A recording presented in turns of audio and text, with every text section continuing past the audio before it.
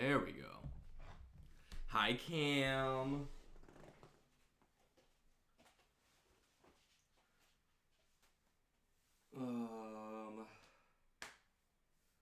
Let's see. So like around my height, I guess.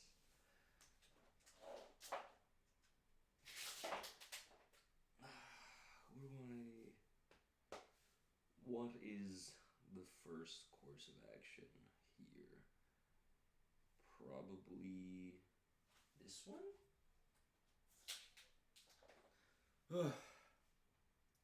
So, what I'm trying to do right now is I very obviously have not set up the shame cube. Everything is bared for you to see. So what I'm trying to do right now is I'm trying to figure out what bits and pieces I can do, or what bits and pieces I can build to try and set up at least the green screen. Because currently,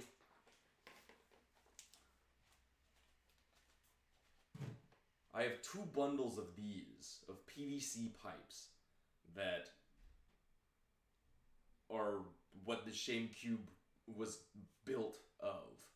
And now I have to figure out how to build out the back part of it at least. Because if I try to do the sound curtain, I can't. I have to do something else about the sound curtains right now, just because the sound curtain. I switched out the desk that I was using with the desk that we were, with the table that we were using as like as a dinner table, which is one of those like long folding banquet tables, which means it's longer. However, the shame cube was built with the previous desk in mind. So, if I try to build the shame cube around this, it's not going to fit. Also, there's just not really that much room here anyway, so I have to figure something out. Worry not, though, because my brain is as big as my ass.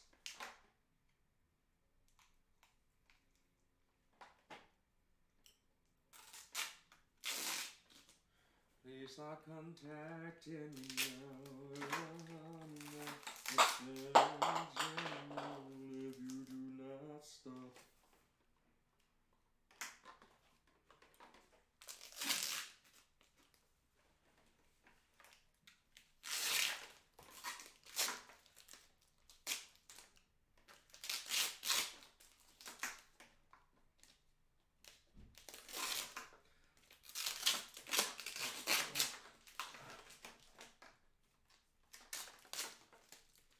Has that me 6 piece of shit pinged yet or no?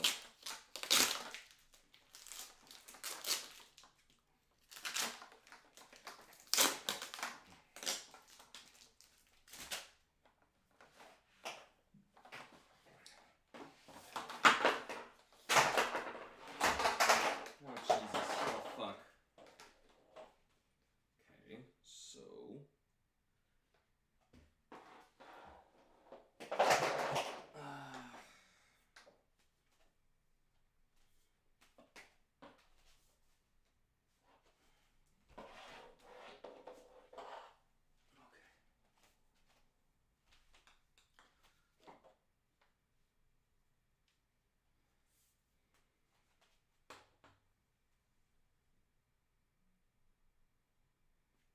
yeah, this definitely doesn't stand that well.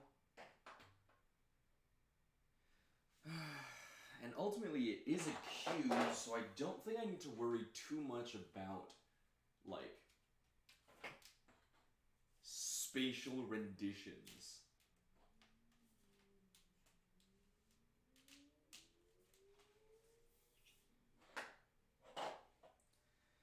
And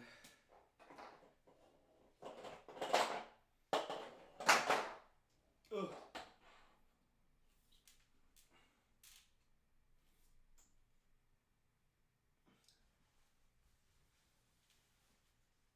Oh yeah.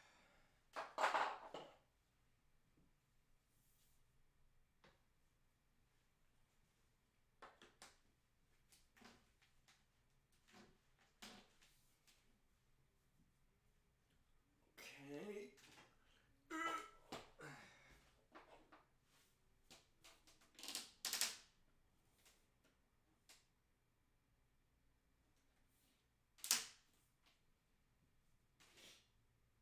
I'm feeling? I'm feeling Thai food. Don't know why. I just want it.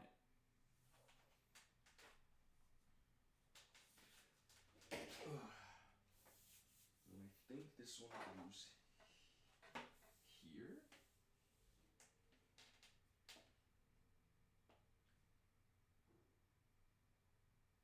Why is this one so long?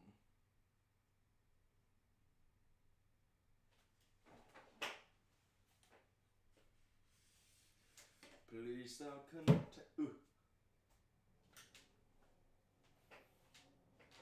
God damn it.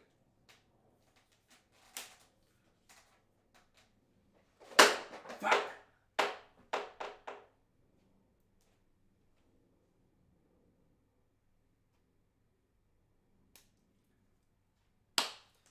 This one. Maybe. It is the same height. Okay. Let's give this a try.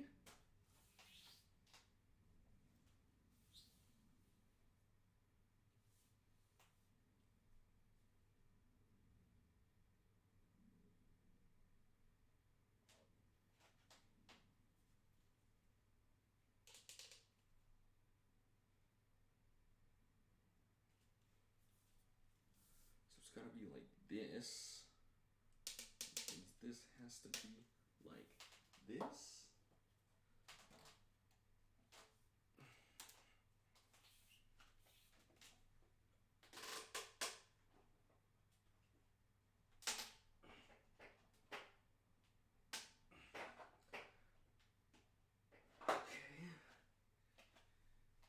And put. I feel like I should be doing this where I'm visible, so it's like I'm actually streaming and doing something.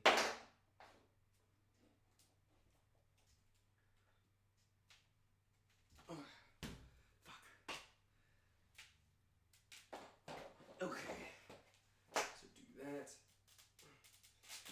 Just sink that in there. Okay. Now I have to find a pole long enough to connect these, which I think might be this one. I am incorrect. That is far too long. What the fuck did this pole go to if this one's so long?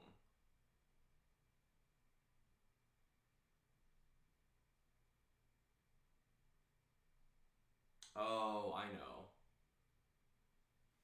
Hey, Mike. Okay, so if this one's too long, then I guess... Would it be this one? No, this one's way too short. So I need 2 more poles. I really have to unpack the second one? Fuck!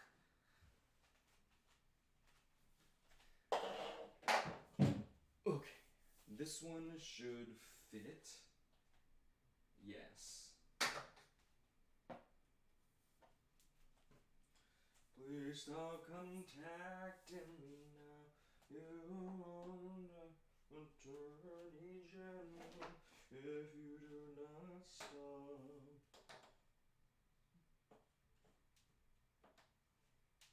Okay. There's that one. Now I need a half piece.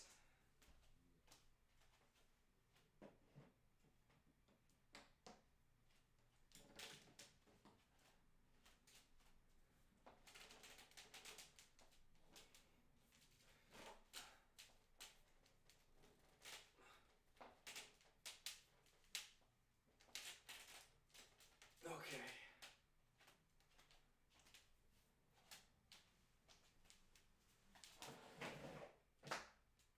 Okay, so that's not enough. I need the long pole here. But what fits the long pole?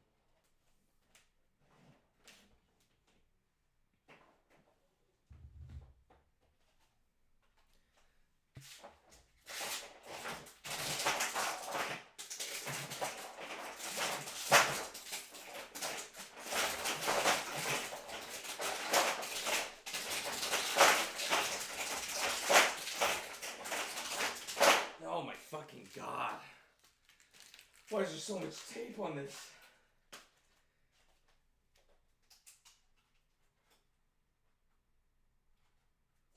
Oh, Jesus.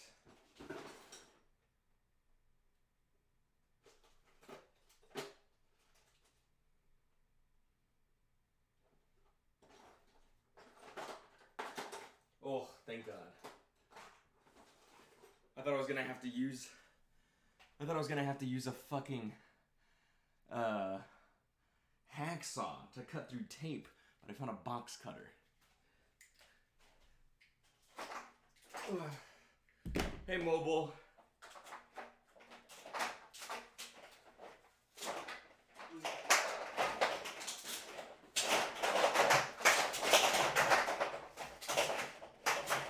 Oh.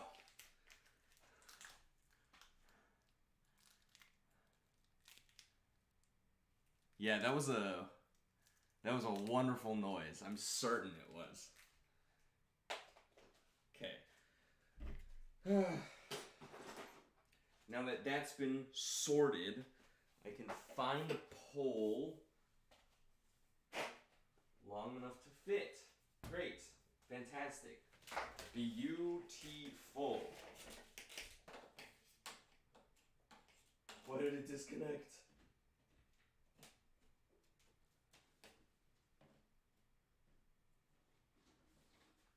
Oh my god.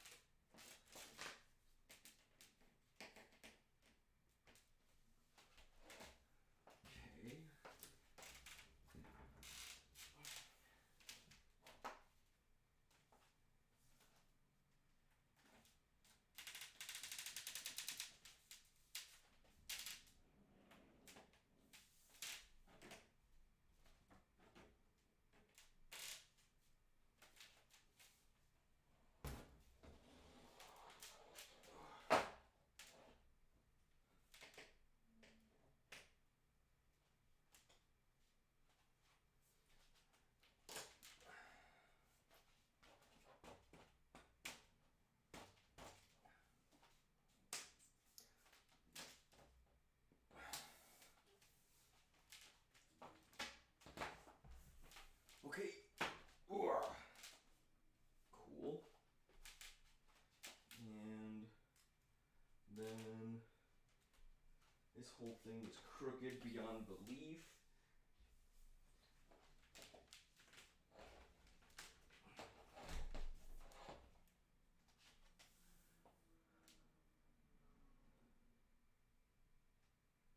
Why is it so crooked? That is my question to you, the people.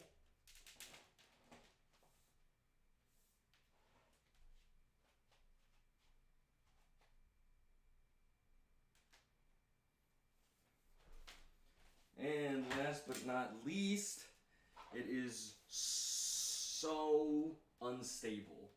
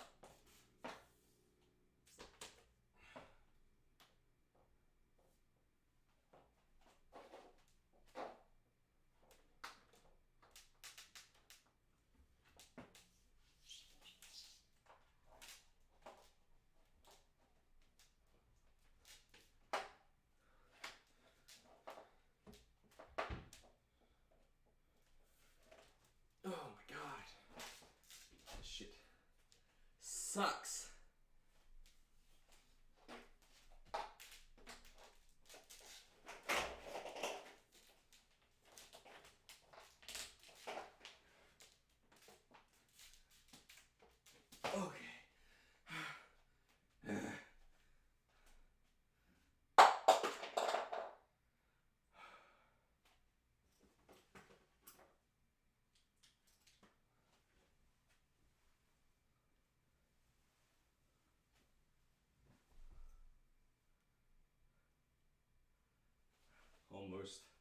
Almost there.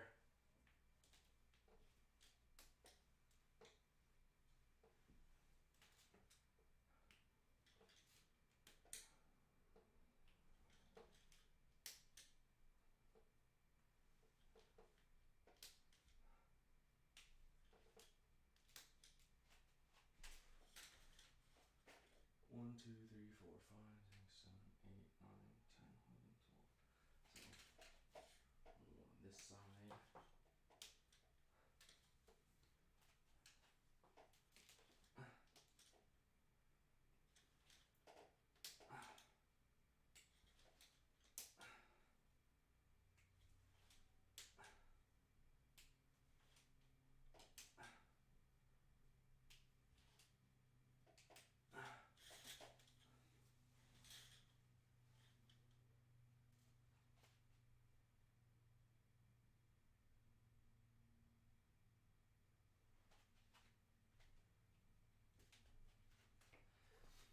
You know what? It's fine. I can't be fucked. I'm just gonna leave it up as a little background thing, so you can't see my gross little bed, and then we'll pretend like it's not there. I think I do have to move the webcam down though.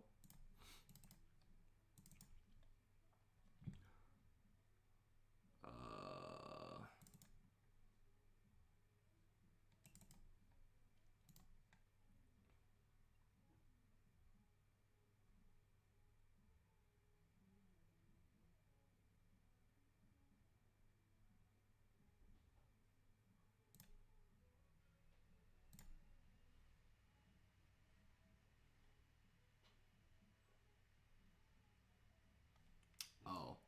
So I'd have to move it here so you can just see my bald ass head. Alright, here's what I'm gonna do. Boop. Easy. Plain and simple. We're just not gonna use webcam today.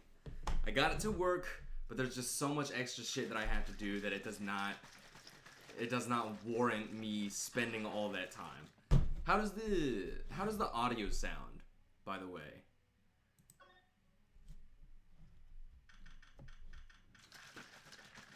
Because now that I don't have like the sound curtains on, the sound is just bouncing everywhere. So I want to know if it sounds all right. Because if it doesn't, then I will have to probably set up the shame cube somehow. Oh, before I go, you know, tradition. More G Fuel.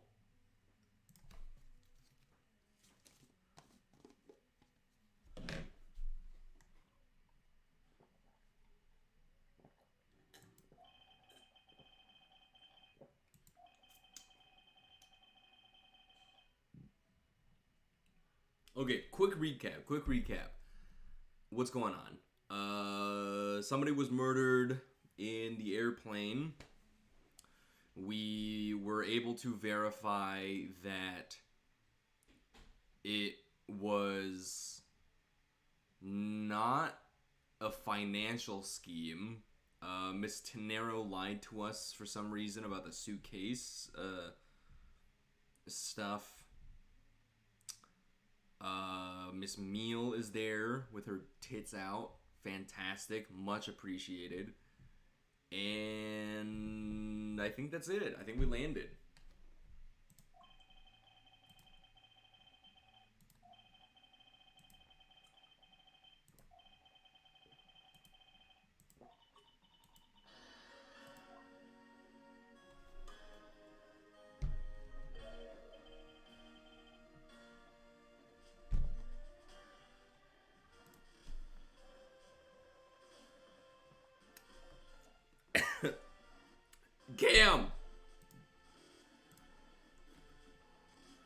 Cam, it's her!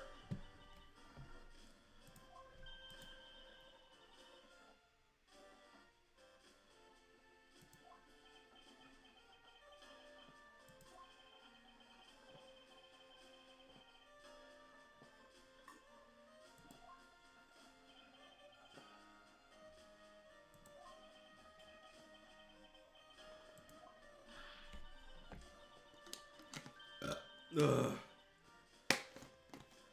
Oh. She's gonna cuff me, you say? She's gonna cuff me up? It's hard to do it without a webcam because I do so many things with my hands.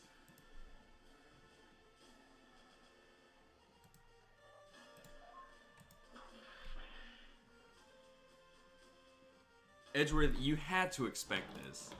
You didn't think you were gonna come off the plane scot-free, did you?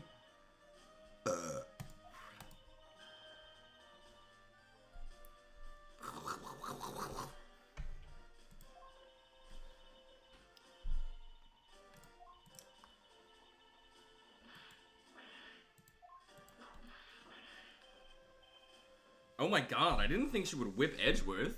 Has she whipped Edgeworth before?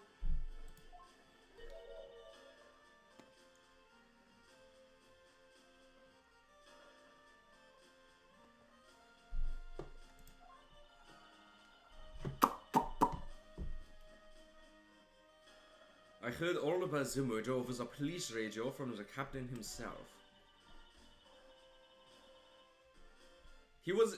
Oh, he was beat to death. Oh, that's right. I'm like catching up. Franziska, do you honestly believe that I killed the man? Yeah. She's like, yeah, I do. I suppose I should reserve judgment until after I have investigated this for myself. I can put your arrest on hold until then. That's as it should be. Ha! I don't need a lecture on how to perform my duties from you of all people.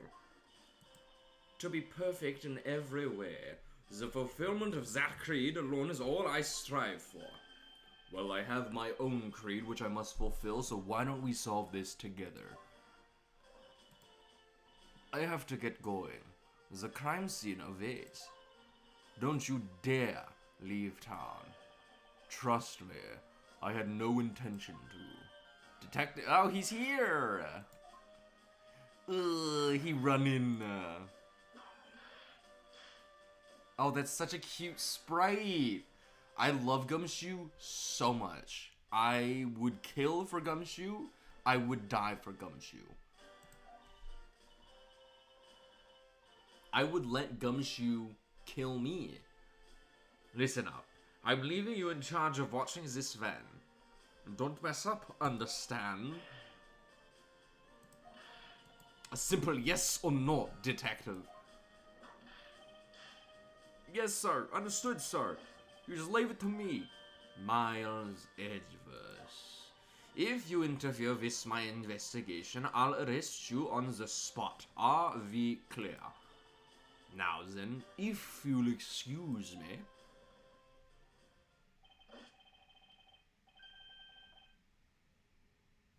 Good to see you again, Mr. Edgeworth, sir. Boy, am I glad to see you're okay. This guy down here, in, like, the green suit, has, like, the same color palette as Gumshoe, but, like, lighter.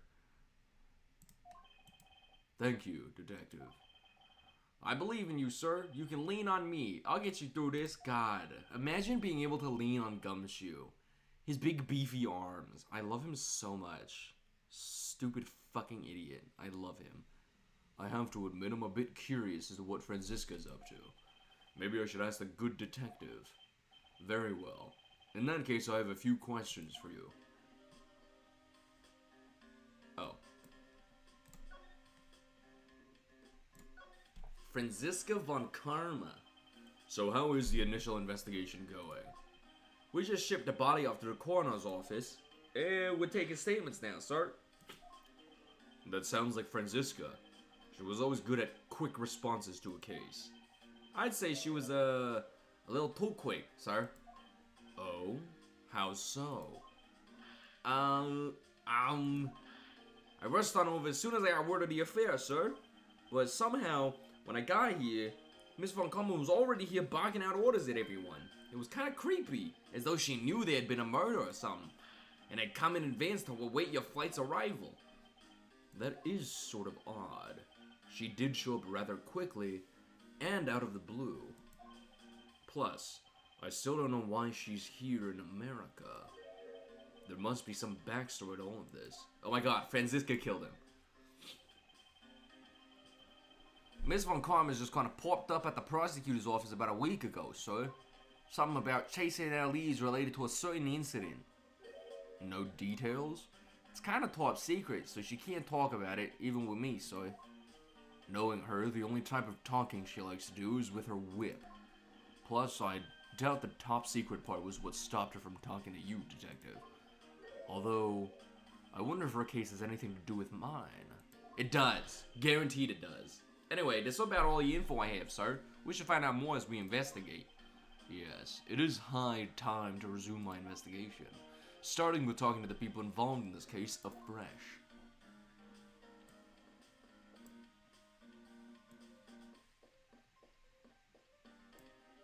Oh, so I can go that way. Lunchland. Not bad. I guess it's gotten big enough to warrant its own branch shops. Oh, I've always wanted to give this steak lunch a try. Lunchland. Wasn't that the fucking Angel Star shit?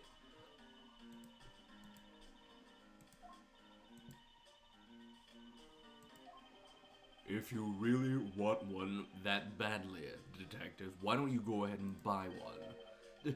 Is that okay, sir? Thanks. Alright, then I'm really gonna get one. Here I go. Excuse me, miss. I'll take a Star-Spangled Banner lunchbox, please. I hope he's aware that's the most expensive one on the menu. He's a big boy. He has to eat. This child seems to be happily enjoying the sight of so many planes. I'm all excited to see this many planes too. Just look at the size of these things. Do you like planes too, mister? The balance between the main wings and the tail wings is really something, huh? Ha. It seems that this child derives his pleasure from a different aspect. Oh, but I've also got a thing for the shape of the wings too. Here, mister, you can stand next to me. So about that plane's wing.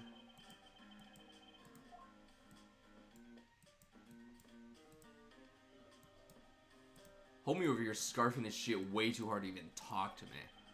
And this man was in first class with me. He was quite shaken up by the whole affair. I'd be pretty scared too if I got caught up in a murder investigation, so... I did it. I made it the whole flight. I'm not scared of turbulence anymore. This life vest is proof I made it alive. It's now my prized possession. How could you just take that from the plane?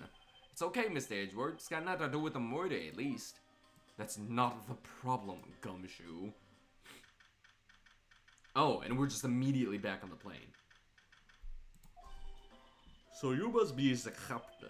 Why, yes, I am. Who might you be? I am the prodigy prosecutor, Franziska von Kramer, and I have a few questions for you.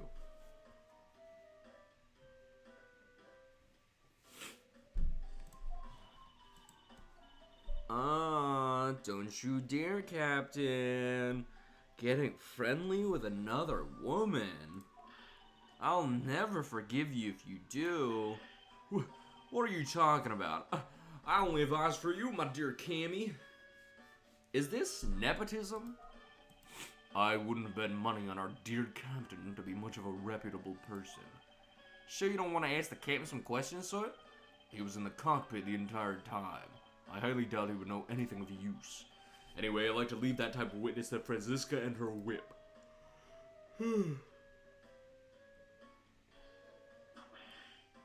That line of pixels really does just exist in that chair.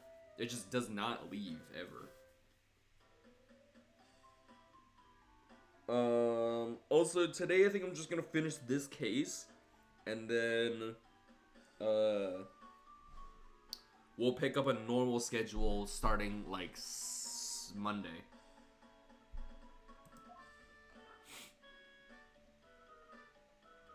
Gumshoe's like, damn, I sure am glad that ain't me. This guy's over here so red in the fucking face.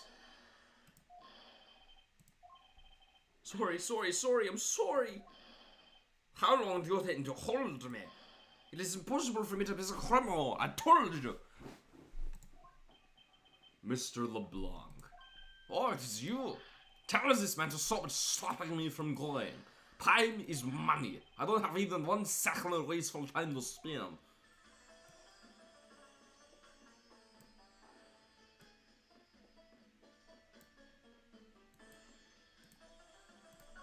Wait, sir, you can't go in there. I'm Miles Edgeworth. I'm one of the prosecutors on this case, so please let me through. I'm very sorry, sir. No one is allowed to enter without Miss Von Karma's express permission.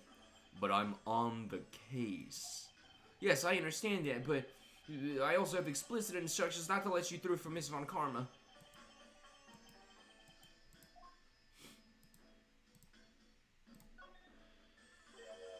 Did you finish taking his statement yet? Yep, all done, sir. I do not concern if you're not only examining the cargo. All I want my cargo back. If you make a single scratch on my art, you will pay. Art? What sort of art? Mr. LeBlanc is an art dealer, so he's got a bunch of artwork down in the cargo hold, sir. There's practically a mountain of them, large and small.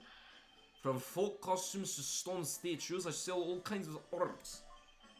I've apparently forgotten how to do a French accent, and it has just become Russian. Folk costumes? Speaking of which, Mr. LeBlanc's hat. It kind of looks like that other piece of cloth.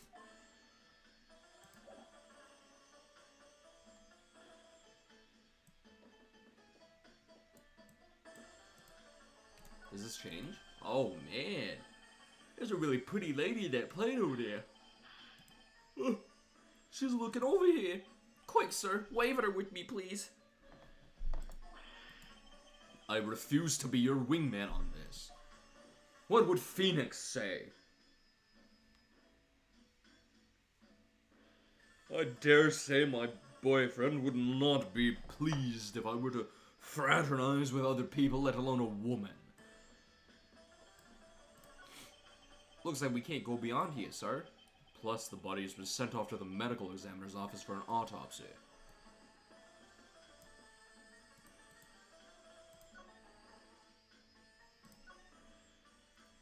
Ooh, yeah.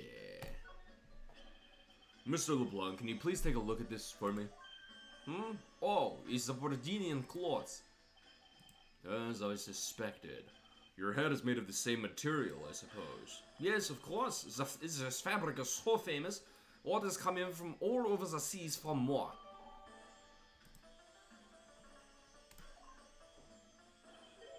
Then this is the cargo you were talking about earlier. No. My cargo this time is much many gigantic. You, detective, when can I have my cargo moved? You can get your cargo back when we're done investigating, pal. The stubbornness of your police, it is not good. And it is not good that the attendant refuses to access the attendant's room too. That attendant?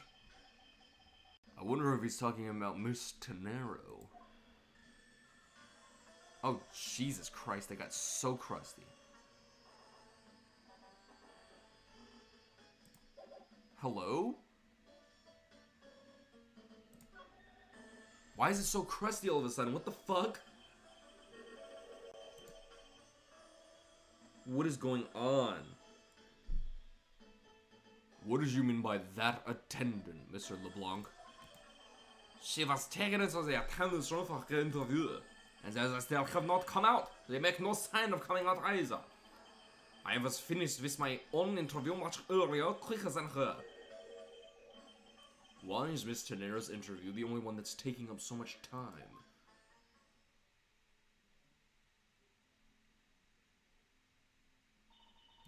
Miles Edgeworth. You were given free rein to examine the plane, weren't you? Yes, I was able to obtain the cooperation of the flight attendants. Speaking of attendants, I'd like to speak with Miss Tenero. I wonder if you might grant me permission to enter the flight attendant's room. Before I do, you still have to clear up a few issues surrounding your own circumstances. I understand. You may have tricked those attendants with your sophisticated talking, But you can pull the wool over my eyes, Miles Edgeworth.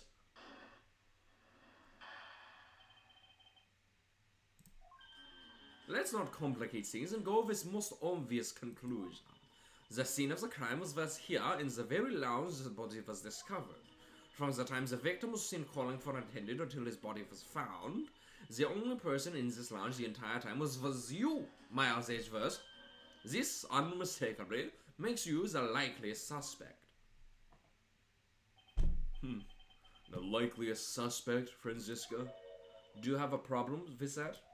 No, but it's not like you to use such a vague wording. You're usually a bit more absolute. I'm simply trying to watch out for you. Or is my kindness too hard for you to comprehend? Thank you, but your leniency is unnecessary, for I will prove my innocence soon enough. If I want to continue my investigation, I'll have to break her line of logic fast. I am so scared that one day, like, I'm gonna enter, like, a courtroom situation, or one of these, like, discussion segments, where it's like, oh, I've gotta do this fast, and then it drops a fucking timer on me. I am so scared for the day that I have to compete against the fucking timer, because it's gonna put so much pressure on me, and I'm gonna fuck it up.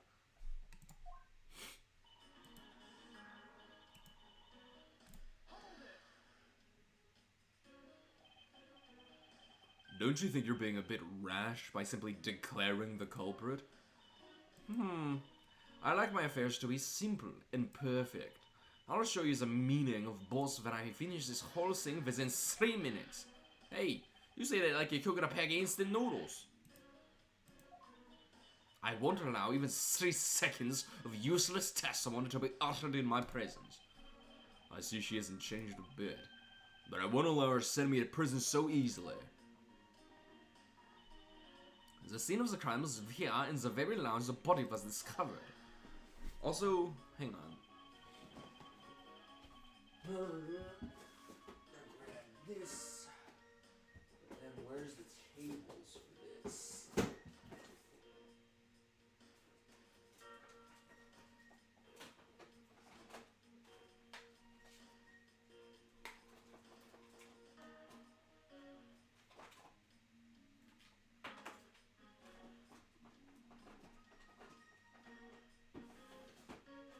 Okay. So tell me, Franziska, do you know all there is to know about the crime scene? I know all that I need to know in order to arrest you. And nothing more? Are you saying there's more I need to know? Why did you whip me, sir? Sorry, Scruffy, my hand must have slipped. It would appear that Franziska doesn't have all the facts of this case yet. From the time the victim was seen calling for an attendant until his body was found, the only person in this lounge the entire time was you, Miles Edgeworth. This unmistakably makes you the likeliest suspect.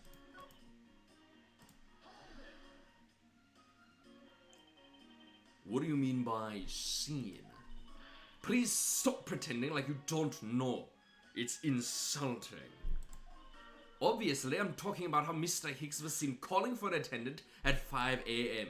And then, from the time after that call until the body was found, the only person in this lounge the entire time was you. While it's true that I was in the lounge the whole time, that fact alone does not make me the criminal. Ha! We'll see about that as a conclusion of this investigation. However, there is one thing that even you must admit at this time. Okay, so if we present this, then I think I can just present the footsteps, right?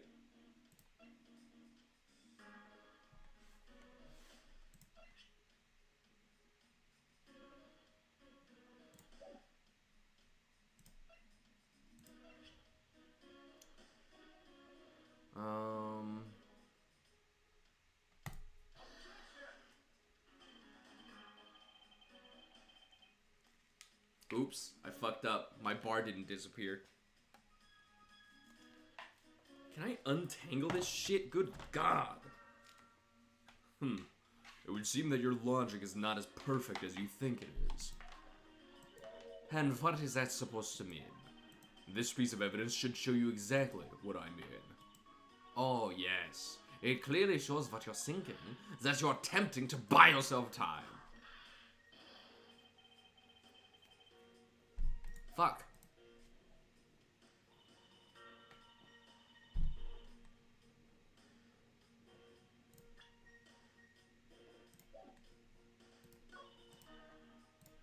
I don't think I pressed this one.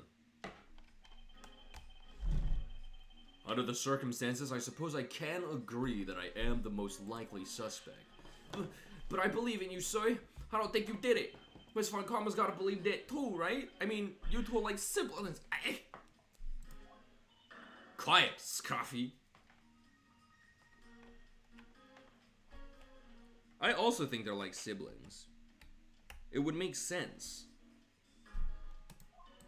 Even if we were related by blood, there's no guarantees that he's not a criminal. Franziska, I demand to see some proof that you are not the guilty party. The likely suspect, huh? What a roundabout euphemism. But it would appear that she doesn't yet know about the new evidence that we acquired and where we acquired it. I'll take care of the gaps in her logic one hole at a time.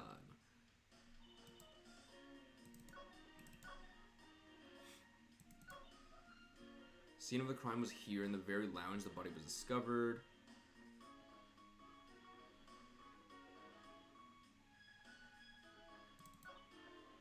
From the time the victim was seen calling for an attendant until his body was found, the only person in this lounge the entire time was you.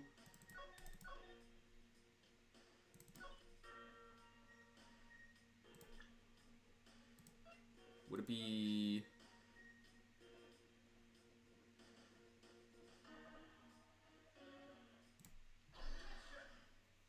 Got it.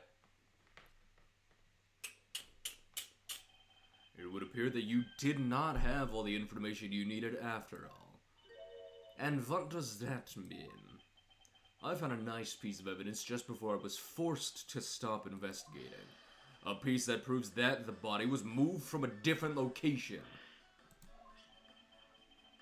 Now, the killer used this suitcase to move the victim's body, meaning that the real scene of the crime is not this lounge at all. Now, who's the one rashly jumping to conclusions? Excuse me? All you did was find this piece of cloth inside the suitcase. That doesn't prove that the body was moved. It could be that the killer simply chose that suitcase as a good place to hide the cloth. I expected you would come to that conclusion. It would seem I can't escape that easily. You should know better than that. A Von Karma's perfect in everything. Ah, but did you know that the killer definitely wheeled the suitcase around at some point? As if there's proof of that.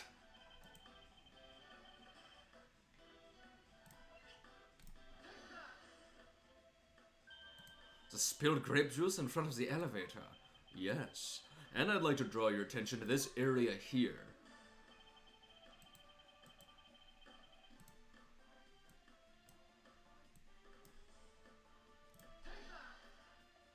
God, I hope that worked. This mark here. Wouldn't you say that it looks suspiciously like tracks from two wheels? I suppose. Further, there's also grape juice residue on the wheels of the suitcase. This means that the suitcase containing the victim's body definitely passed through here. I suppose this means that the killer did move the victim's body from somewhere else. I'm glad you've come to your senses. Not so fast, this still doesn't put you in the clear, not by a long shot. God damn it. A round 2 with this bitch? Just kidding, she's not a bitch.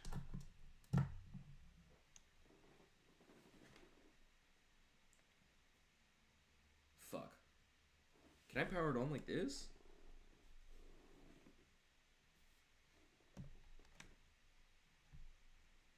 I didn't think so. Fuck me. I have to plug this in somewhere. I'm trying to plug in an external hard drive so I can use it as like a little bit of extra power. You prepared yourself and acquired the piggy bank before the plane hit that turbulence. And then you waited for the victim in the lounge where you beat him to death. Then, while you were in the elevator with the victim's body stuffed into the suitcase, the plane hit that patch of turbulence and out flew the body from within the suitcase. With no way out, you hastily put the suitcase back where you had taken it from and pretended to be the discoverer of the body. Why does she want me to be guilty so bad?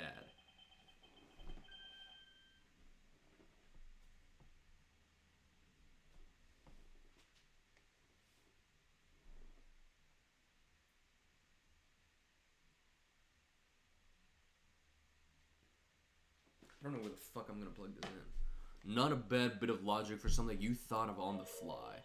Just what are you insinuating? That I will show you exactly how flawed your logic is. No matter how strong of a face you put on, not even you can hide your fears from me. I'll expose the flaws in her logic in one fell swoop. After I press all of her comments.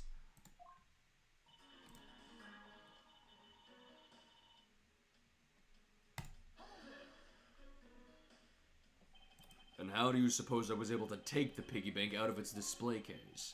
As I recall, the case was locked. That's easy. If the case was locked, you simply had to hit the glass like this.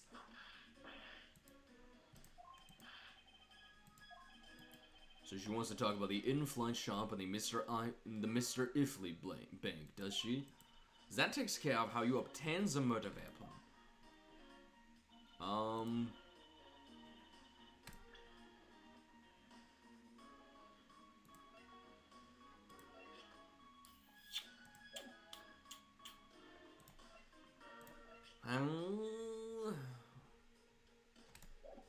Is there... I don't think there's anything that says that, the glass was broken outwards, not inwards. So I don't think I can use that. I thought there wasn't any of the victim's blood found in the lounge. I thought you'd say that. What? Did you think I wouldn't have noticed?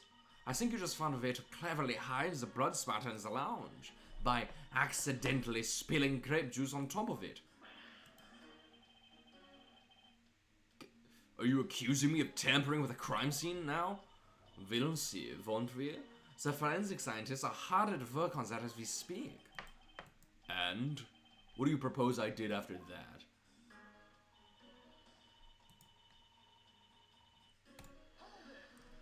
So fucking weird also that this plane has an elevator. So I put the victim's body into the suitcase and then, where was I headed, Franziska? That's pretty obvious. You were bringing it to first class where you could safely keep an eye on it. We're talking about this thing, you know. I'd hardly call it discreet or ordinary. Annoying brat. Well, then you were intending to leave it inside the elevator. But unfortunately for your events was thrown into your plans because...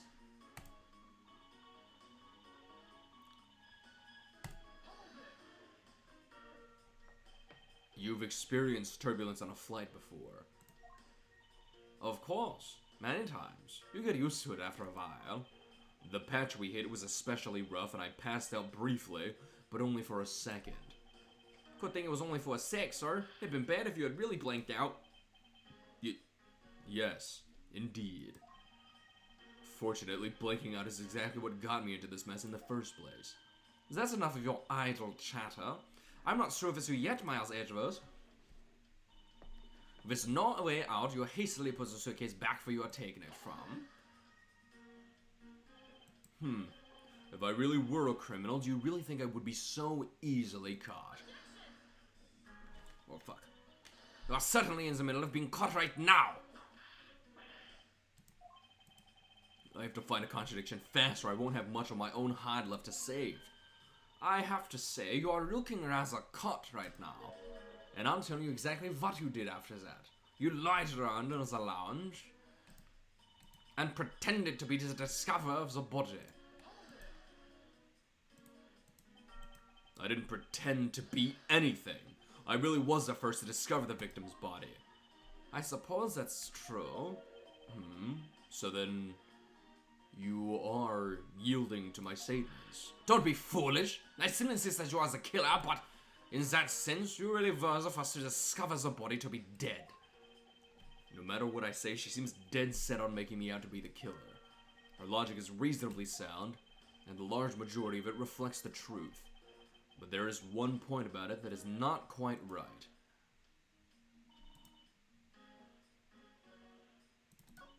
And then you waited for the victim in the lounge where you beat him to death.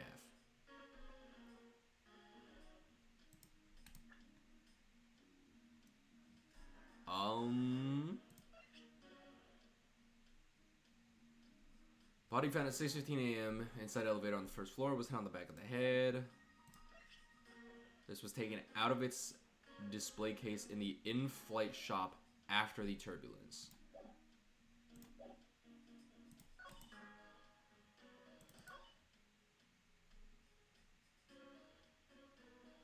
Can I present it here? Fuck.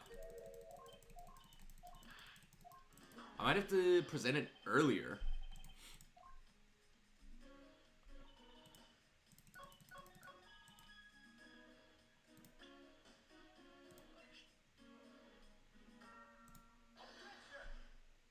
Oh, it was that easy. I just didn't even read. The fact that you took this piece of evidence into account in your testimony is to be commended. Your legal prowess is certainly something to be feared. Evidence and logic, essential tools as those who would stand in a courtroom must learn to master. But what if there was a fake piece of evidence thrown into the mix? A fake? This Mr. Ifley piggy bank is just such a fake. It is not the real murder weapon. What? The timing of when the bank was taken for the shop is important, and it was taken after the turbulence had occurred. But then, what about the blood on the bank? What do you make of that? I assume it was added after the murder when the killer fabricated this weapon. Looking at it this way, the killer basically did 3 things after the turbulence. After exiting the elevator, the killer brought the suitcase to the shop and left it there. Then the killer proceeded to pick the bank up from off the floor and took it to fabricate a fake murder weapon by hitting the victim on the head. Finally, the victim's wallet was planted on my personage, in my pocket to be precise. Everything was done so that I would be framed for the murder of Mr. Ackby Hicks. You there? Yes, ma'am. Other than this piggy bank, was anything else resembling a murder weapon found? We didn't find anything in this lounge or in the shop that could be used as what, ma'am? Most of the items that could have been used were broken during the turbulence, and the remaining items all tested negative for any trace of blood. I see. Well, my old Edgeworth, it appears your stalled tactics are at an end. But it's possible that it's just hidden somewhere, sir. If the criminal had wanted to hide the weapon in a safer place, I think the weapon would have been hidden in the same place as the bloody cloth. Exactly what I was thinking. Because the cloth was hidden inside that suitcase, it signals to me that the killer had not prepared a more secure place to hide the evidence. Which means that the real murder weapon is either still on the murderer's personage, or is still at the real crime scene. There is one more possibility. And that would be that the piggy bank is in fact the real weapon. But didn't we just... Let me finish. The killer took the bank out from the display case before the turbulence by opening the lock on the display case door. And it was at that time that the glass panel in the door was broken. I'd say that's a perfectly reasonable line of reasoning, wouldn't you? Let's see. So that means that the killer hands the key to the display case. Franziska, the person you're talking about. Not so fast, I'm not finished. The person I'm talking about also committed another sin. She tricked the captain and granted you permission to conduct your investigation. Yes, it is the sin of lying. Speaking of which, I recall that you also wished to speak with her. Yes, very well. Permission granted. But only if I can sit in on your interrogation. Do we understand each other? I have no intention of interrogating her, but you are welcome to accompany me if you so wish. Miss Tenero is in the flight attendant's room. Let's move. Oops. Francisca's like, where the fuck are you going? Oh, there we go. I was getting body blocked by the fucking cop. So you're the ones that poked around inside the plane without the captain's permission. Deviating from the flight attendant's manual is very unbecoming, you know. What were you hoping to accomplish by doing that? Mr. Nero. Mr. Edgeworth, you're here too? Can you please help us and shed some light on why you did what you did? All right.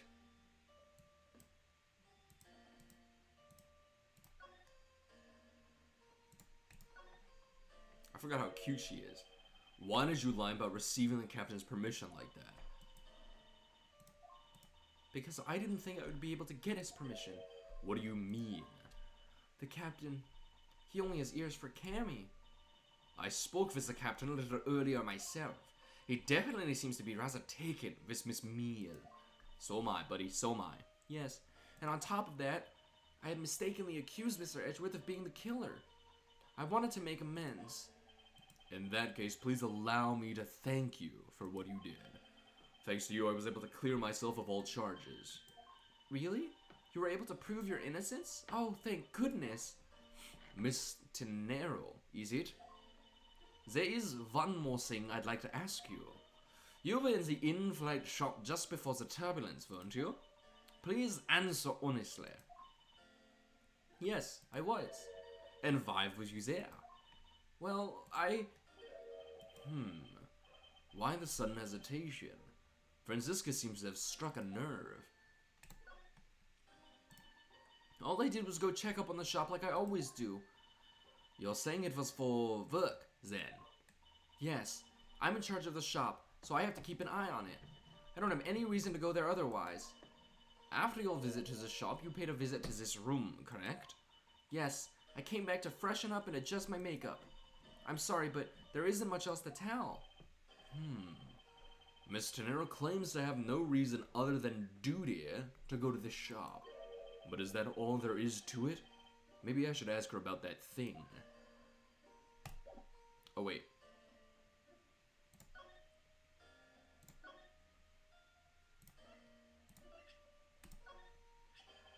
If you could please take a look at this for me, Miss Tenero. Oh, that suitcase. Yes, about this suitcase. You are the one who designed it, correct? And I think I figured something else out about it. This suitcase is the reason you went to the shop, isn't it? There's nothing you won't find out eventually, is there? Won't you please tell me more about the suitcase? Yes, I was interested in seeing how the suitcases I had designed were selling. I know that as a service professional, I'm not supposed to care. But I really wanted to know. And I was glad to see that it was the last one there. The last one there?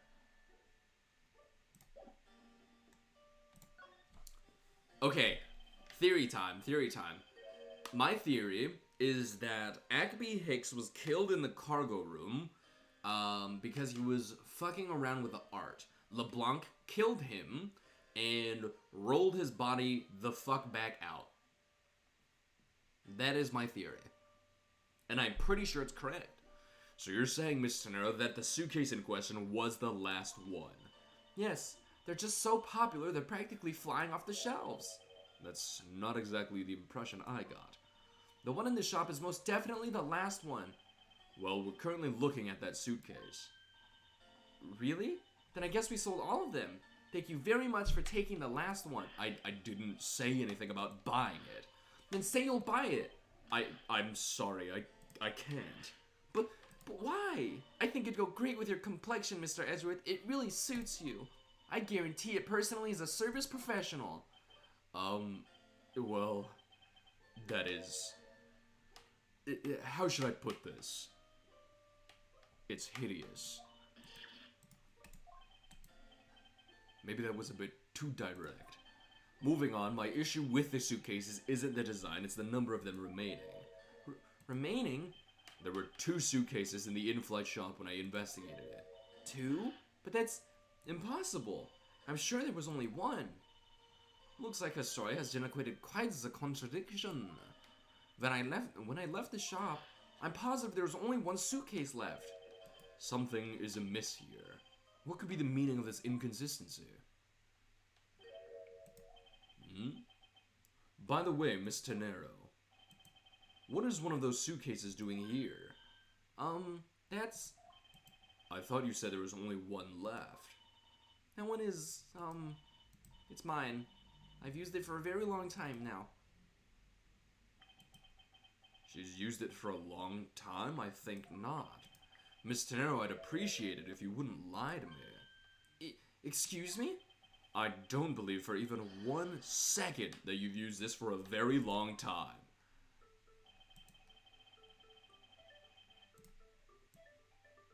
Price tag, baby. Tell me, Miss Tenero, is it also your habit to keep the price tag pristine on your suitcase? What is the meaning of this? Why would you lie about a suitcase? Despite having faith in her design sense, the sales numbers made her cry bitter tears. The truth is becoming increasingly clear to me. Miss Tenero, I think I understand. I know what you're trying to hide. Now then, this suitcase was originally in...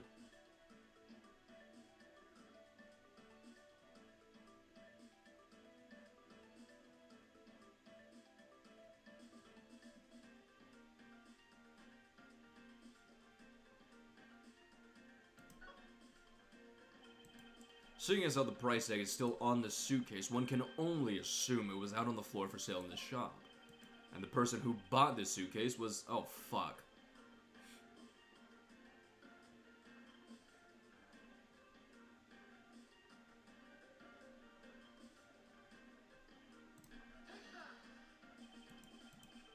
Ah, fuck.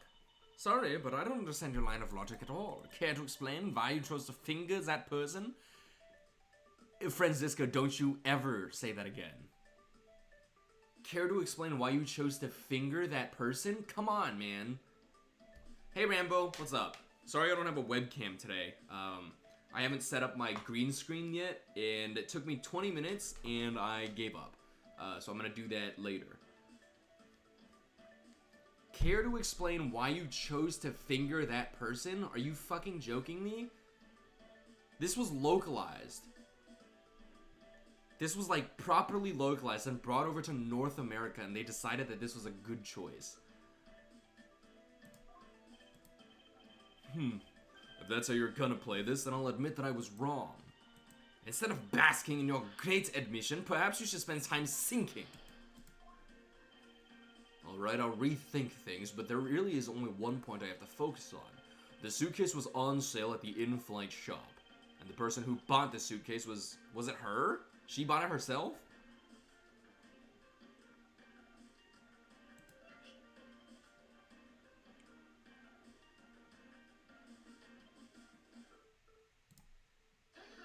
Oh, I got it. It was you, wasn't it, Miss Tenero?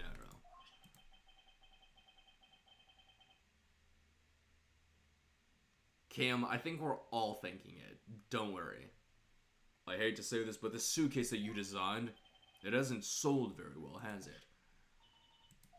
You saw how poorly this design that you poured your heart into was selling, and were deeply hurt. That's why you wanted to make it look like it was selling by buying it yourself. Isn't that right? Then, the reason you went to the shop and came back here was... I'm sorry. All I really have is my job. I was overjoyed when my design was chosen. I thought that maybe I'd finally accomplished something. But the suitcases didn't sell. It's because of the design, isn't it? All because it's, as you put it, hideous. I can't say they chose a great place in which to sell them either. We weren't selling a single one, and they were just sitting there collecting dust. I felt so bad seeing them there day in and day out. So I decided to buy one for every flight I worked. She's got that kind of fucking money? Those suitcases are $1,200 each. And she's a flight attendant, which means she goes on a lot of fucking flights. So if she's buying one every single time she works a flight, holy shit. Flight attendants make bread? Fuck, I'm about to become a flight attendant. I see. So, in order to keep your resolution, you went and bought one today as well. Yes, and here's my receipt for that purchase. This receipt is clearly time-stamped 5:40 a.m. The truth is, there's still a bunch of them left unsold. They're planning to scrap the remaining ones at the end of this flight. Miss Tenero, where are these other suitcases? They should all be down in the cargo hold. Fucking knew it. I'm so right. Then the suitcase the killer used could very well have come from the cargo hold. Mr. Edgeworth, you don't think that the killer used one of my suitcases to... Yes, I do. The killer used one of your beloved suitcases to move the victim's body. How could they? Those suitcases were meant to be faithful partners to our passengers on their trips. That's all I ever wished for them to be. Mr. Tenero, is there any other way to get to the cargo hold other than the elevator? The only other way is just through that door there. And what about security? That door has no special lock installed because just to enter this room, you need a special key card that only crew members have access to. Which means that the culprit is someone who can enter this room, eliminating the passengers and leaving only crew members as potential suspects. I can't believe it. Yes, Franziska? Going on these wild goose chases, you're disgraced to the uncommon name. And what do you mean by that? The suitcase came from the cargo hold. That fact alone tells the whole story. Yes, which is why I said the culprit must be a crew member who used their key card. Miles Edgeworth, you're proposing that the killer runs the elevator from the cargo hold, correct? Yes, that's the only realistic possibility. That other attendant, Miss Meal, I asked her earlier and she had this to say. I don't think a keycard was ever used. In order to make the elevator go down to the cargo hold, a different keycard is required. A different one? Yes. And the only person who holds that particular card is you, Miss Rhoda Tenera, and only you. What? Is this true, Miss Tenero? Yes, I keep that keycard in my locker at all times. Could you please show us that card right now? Yes, hold on. It's gone. I don't believe it. What's wrong? The keycard, it's gone. Ha ha ha ha. Very clever. Pretending that your card was stolen when in fact you're just trying to hide it from us. You've really thought this through. Wait, it's not like that. You can tell us about what it's like down at the station. Officer, arrest this woman. It's not her. It's Meal. Mr. Edgeworth.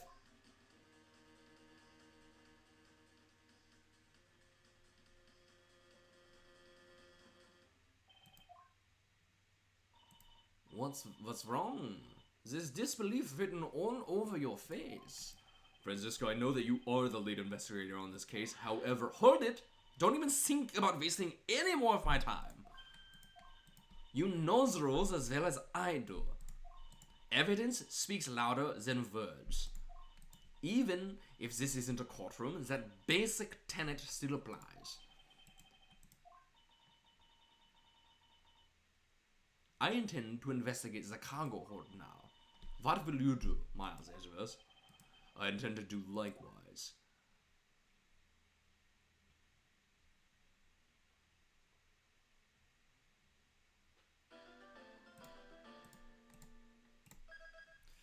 Okay, so I feel like Meal probably stole it, gave it to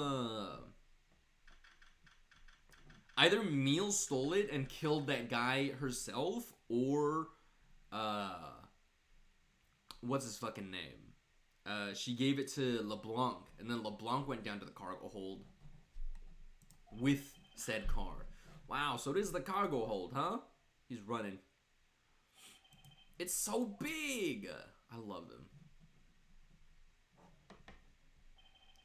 This plane is a special model that has both a super large cargo hold and ultra luxurious first class seating. So is this the real scene? So is this the real scene of the murder? There's certainly a high probability of that, which is why we are here, correct? Okay, let's get investigating, sir.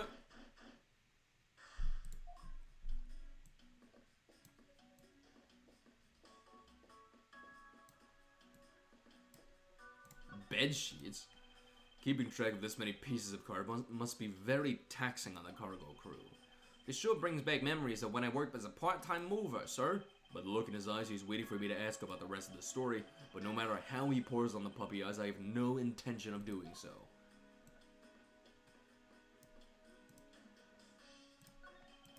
Holy suitcases, Mr. Edgeworth. It's like an all-you-can-use suitcase fair.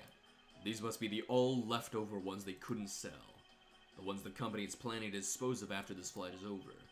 This paint job is really cool, don't you think? It practically screams artsy. Oh? Why not purchase one then? I'm sure it'll bring you much happiness. You think so? Then maybe I will. Let's see here. $1,200! I think I'll pass. Mr. Nero wonders why they don't sell. You need 2 jobs just to buy one. It definitely looks like one is missing.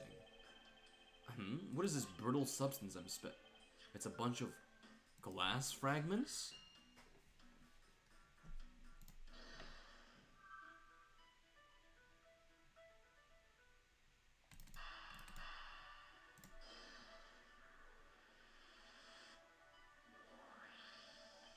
I think we can safely conclude that these fragments are from a pair of glasses. And the victim was wearing a pair of broken glasses. Exactly what I was thinking. I'm sure that the shards would match up perfectly with the remnants of his glasses lenses. Ergo, the victim was here, just as I suspected. So you're saying that the real scene of the crime was here, sir? I've been saying that. Gumshoe, you absolute fucking worthless piece of shit. I'm so tired of your complete and utter incompetence. How many times do I have to say one simple fact before it gets through that dense fucking skull of yours? I'm just kidding, Gumshoe. Come here, let me give you a kiss. Oh, is it? I didn't know that. Perhaps it's a bit early to draw that conclusion. However, I believe that the probability has just skyrocketed considerably. All that's left is to find the murder weapon. This fucking suitcase? Hey, what's with a suitcase, pal? It's what the victim checked in, sir. So the suitcase belonged to Mr. Hicks. I don't think he'd mind if we took a closer look. There's nothing out of the ordinary here, sir. Wait, a file? And there's a photo of Miss Von Karma in it, sir. It looks like a profile on Franziska. Why would Mr. Hicks have had a file on her?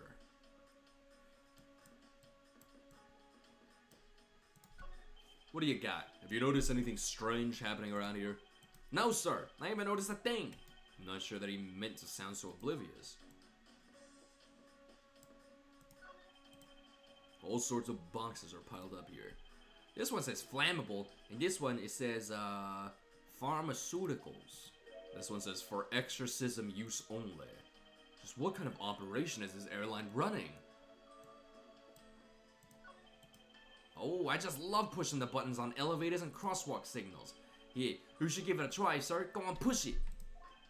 The elevator is currently stopped on the first floor, detective. It can't move. Oh yeah. I guess nothing would happen if you pushed it now. Well, nothing would happen normally anyway without the special key card. Required a key card, which makes it impossible for a passenger to come down here. Oops. Let's talk about that, actually. So that flight attendant, Rhoda Tanero, she's the killer, isn't she? I don't think we can say for sure yet, but there certainly are a great number of things pointing us in that direction. You mean like how she didn't tell us about her buying her own suitcase? Yes, however, in regard to the keycard being stolen, I can't seem to find any evidence that she's lying about that.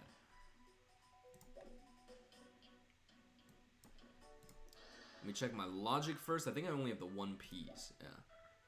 So now I'll talk to Franziska. You arrived at the scene of the crime before Detective Gumshoe, correct? And you then immediately began to direct the investigation. It seems to me that you were already here at this airport for something besides this murder. Yes, I was.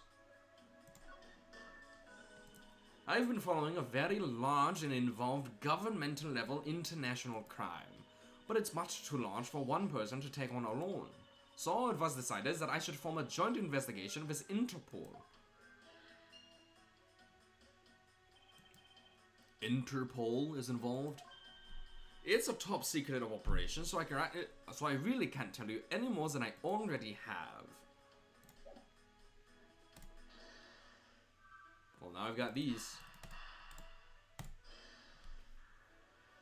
As an Interpol liaison. Now, why would Mr. Hicks have documents profiling Franziska? Oh, I know. I bet he's a big fan of Miss Von Karma, sir. Franziska said that she had come to this airport as part of an Interpol investigation. Oh, maybe Mr. Hicks had heard she was coming here and he followed her. Detective, I think it's more likely that Mr. Hicks was, in actuality, Interpol agent Hicks. I think Franziska has some explaining to do.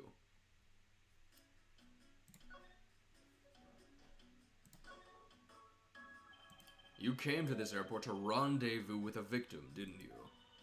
Nonsense! What are you talking about?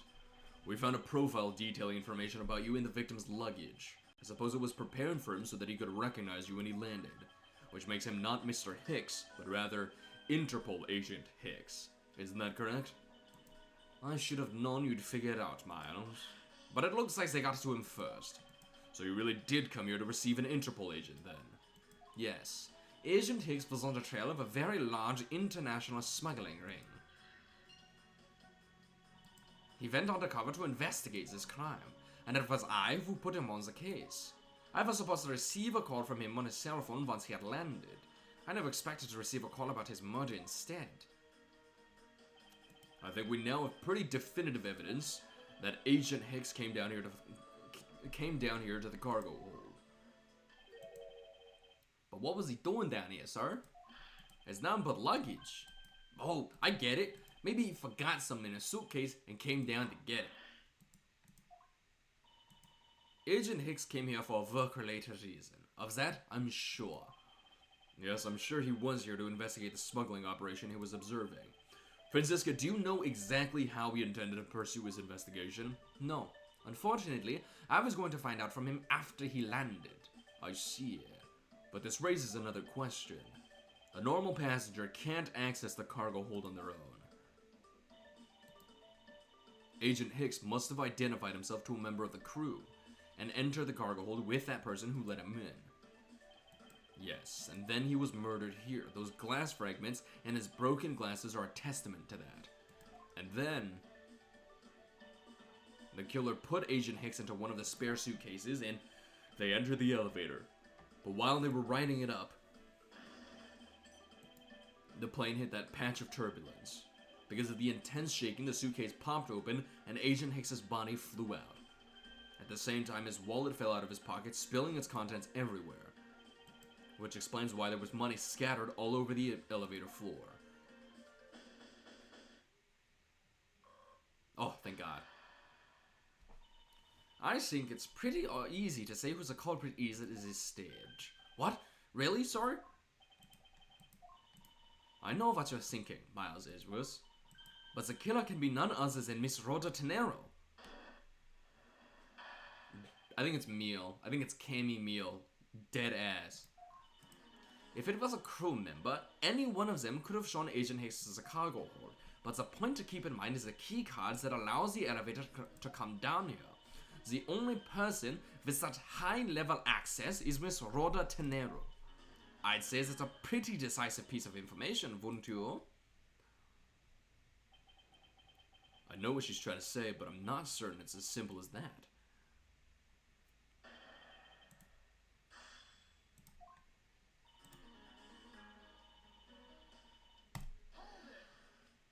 Maybe it was. That might be true, but then it could be anyone, including Miss Meal or even the captain. Don't be a fool. A plane without a pilot in the cockpit is like a horse without a rider, crop in hand, much like Scruffy over there. Hey! I can't disagree with her on that. Detective Gumshoe does always need a guiding hand. Very well, then what about the other flight attendant, Miss Meal? Huh, I thought you might ask about her. The point to keep in mind is the key card that allows the elevator to come down here. I need to double check my evidence, but it's highly likely that the key card was stolen from Miss Tenero. It's highly likely? Is that possibility the best you can come up with? And you call yourself a disciple of my father.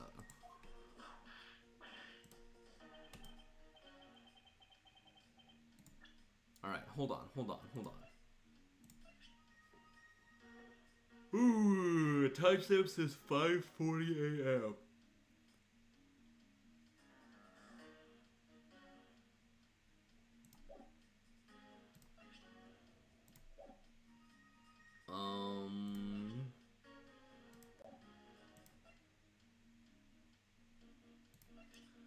Body found at 6:15.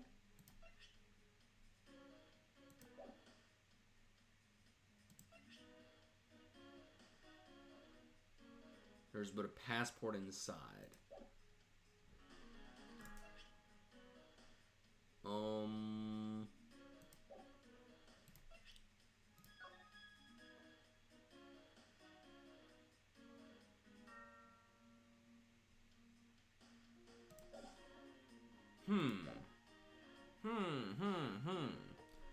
I think it's gonna be probably the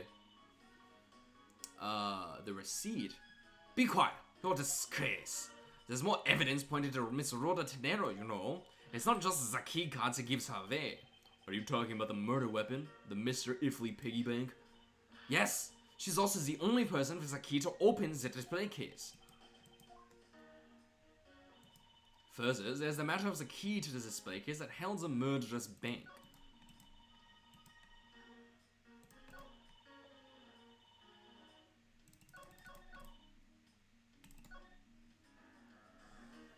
There is the matter of the key to the display case that held the murderous bank. But she's still operating on the assumption that the bank is the murder weapon. But we don't know that for sure. But that is a fake. Stop right there, Miles Edgeworth. You don't have any proof that this is just a red herring. If you must keep on insisting that it's a fake, then what is the real murder weapon and where did it go? Speechless, I see. That's not a surprise. After all, you know that we searched the entire cargo hold and came up empty-handed. There must be a way.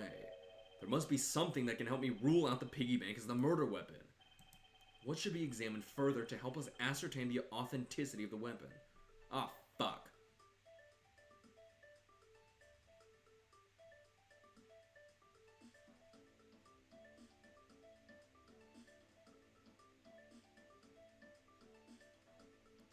What should be examined further to help us ascertain the authenticity of the weapon?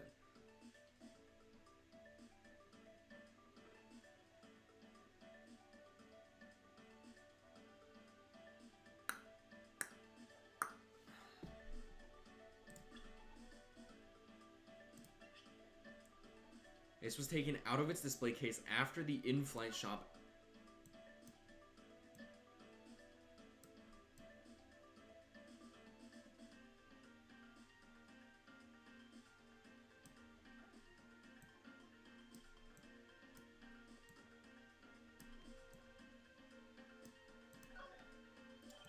There is some blood on one of the corners. Could this piggy bank be the murder weapon?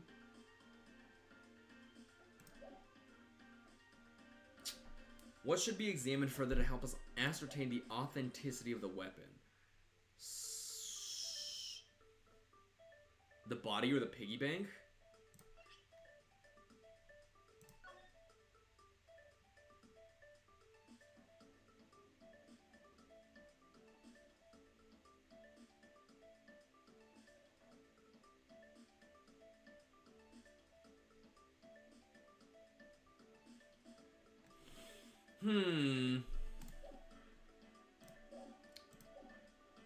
We'll say...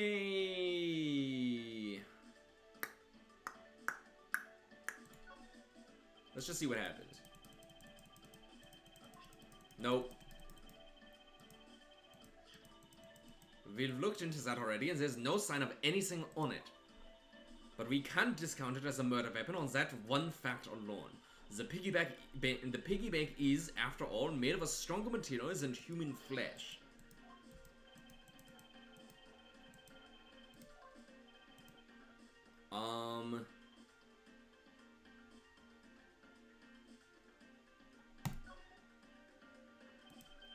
Francisco, I think you were too quick to jump to your conclusions. Oh, was I?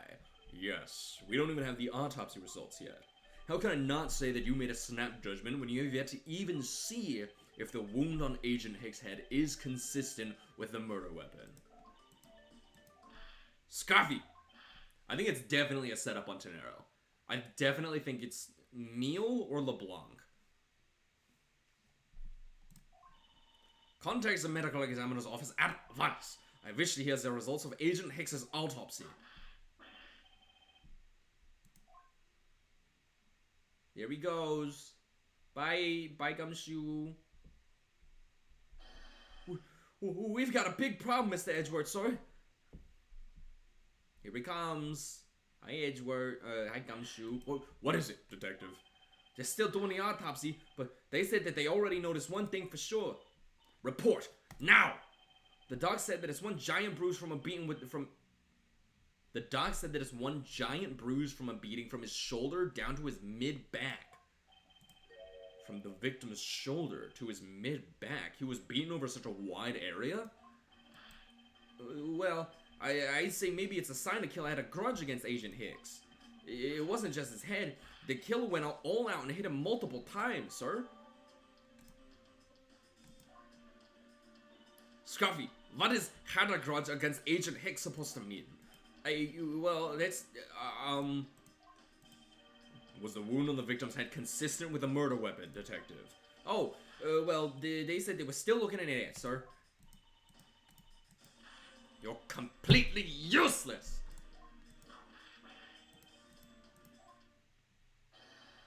Sir, I told you already, you can't go down there. No, you remove yourself from my way. What is all that racket? It's that fucker LeBlanc. My luggage, my cargo, they're mine and I demand you return them to me. We're still investigating the cargo hold. Please understand and have a little patience. I suppose there's no choice. Finally, I think he gave... Hey, who are you? You have left me no choice but to use strong force.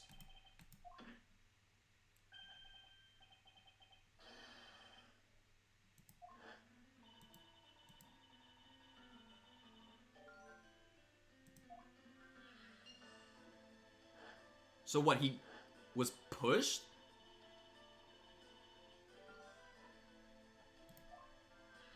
He was pushed down the stairs.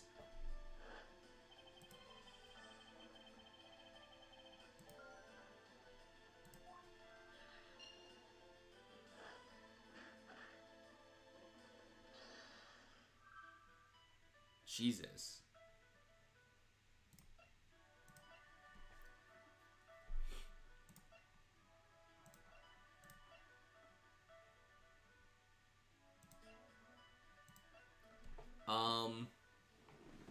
I think it's cause of death and weapon couldn't be found because...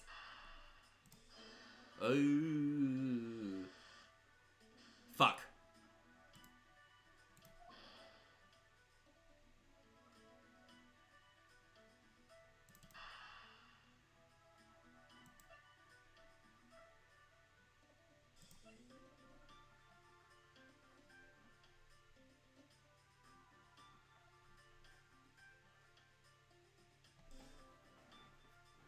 Is there some way for me to prove that this isn't the real murder weapon, and then nobody could find anything that could be considered the real weapon in the hold?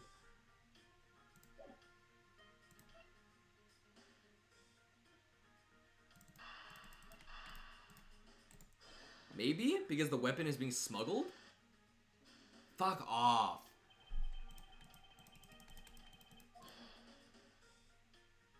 Okay, fine. Let's try this.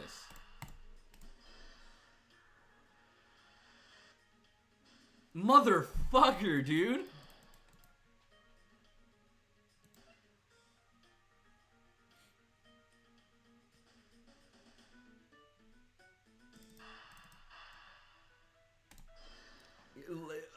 Please? Please? Jesus Christ!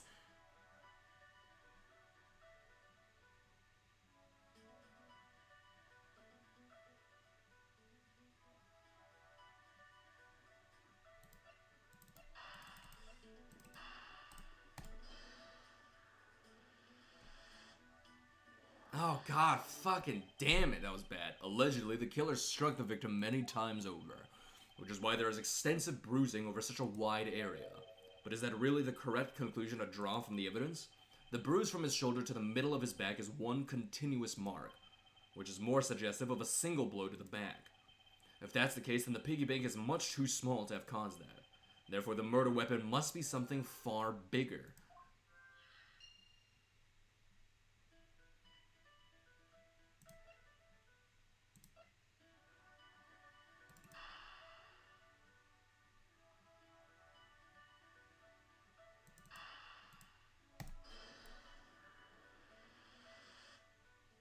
There we go. If we're looking for a rather large weapon, you'd think it would stick out.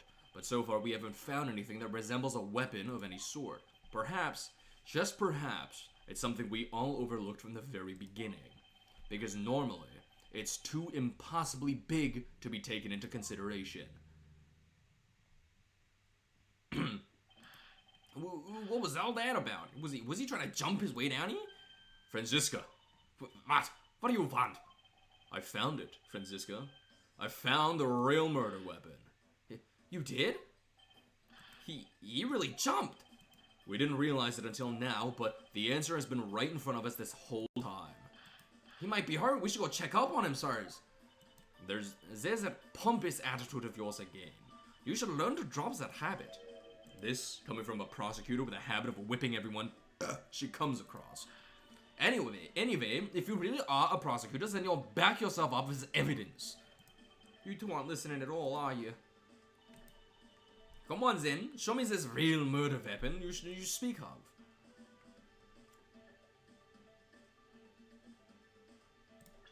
I don't have evidence because it's not...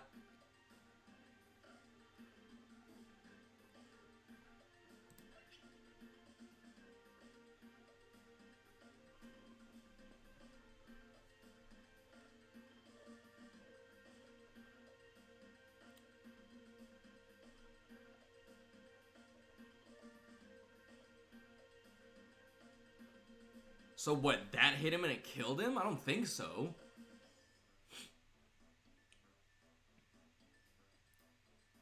Show me this real murder weapon you speak of. Maybe I want to take the gamble and say that I don't have evidence for it because it's something that's right there.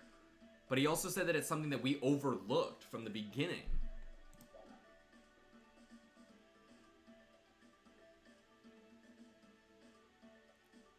Come on, then show me this real murder weapon you speak of.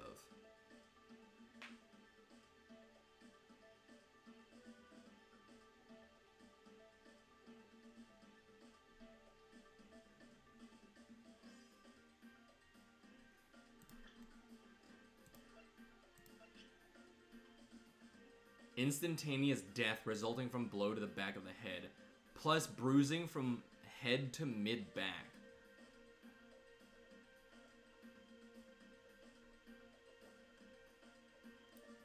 From head to mid-back.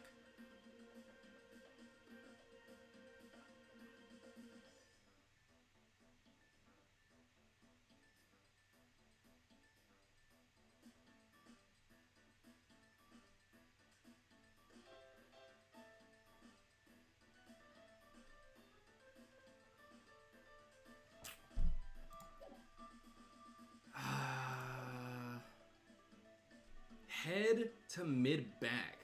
I feel like a suitcase is bigger than that.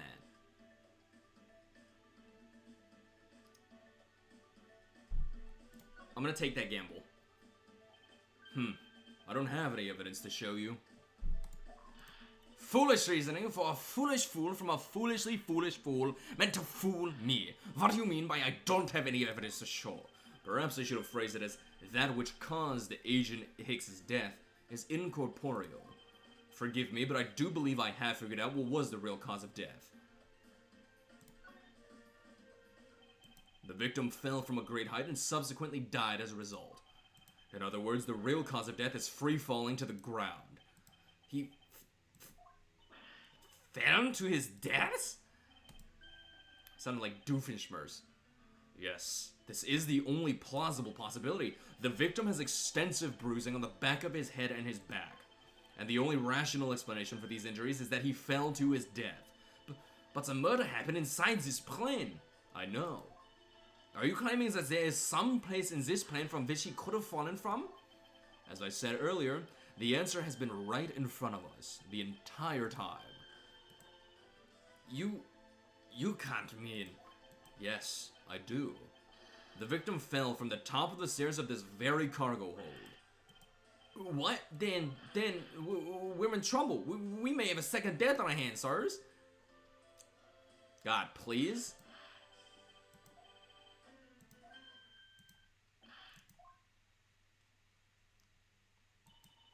And there you have it, Miles Edgeworth.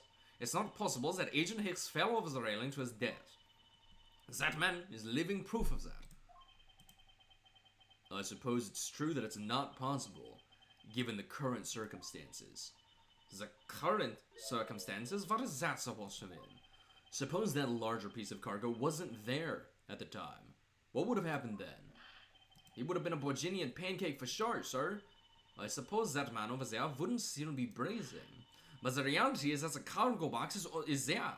So there's no point in entertaining your wild hypothetical scenarios. It may be there. It may be there now. But there's no proof that it was always there. Ha! As if there could have been a window of time when that giant box was not there. Ah, but there was. What?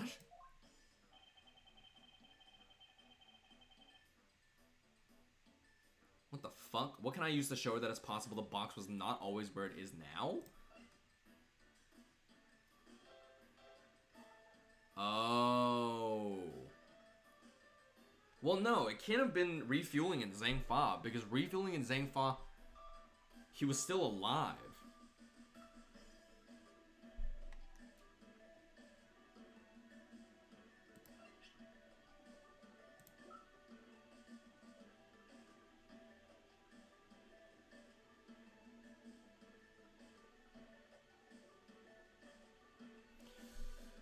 What can I use to show that it's possible the box was not always where it is now? So they would have had to...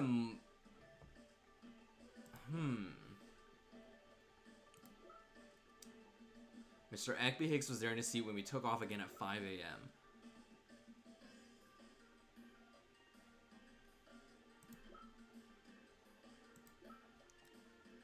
To transfer cargo.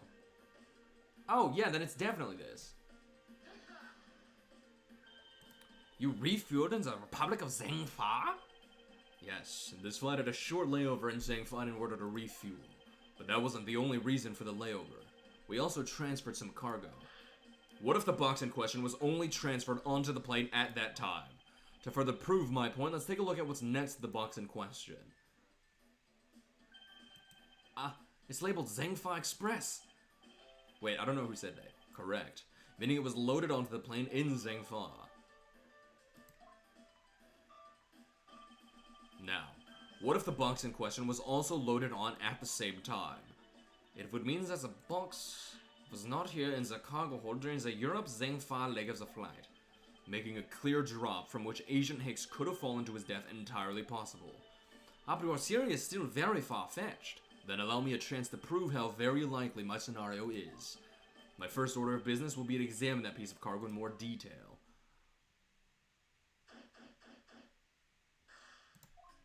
How do I get there?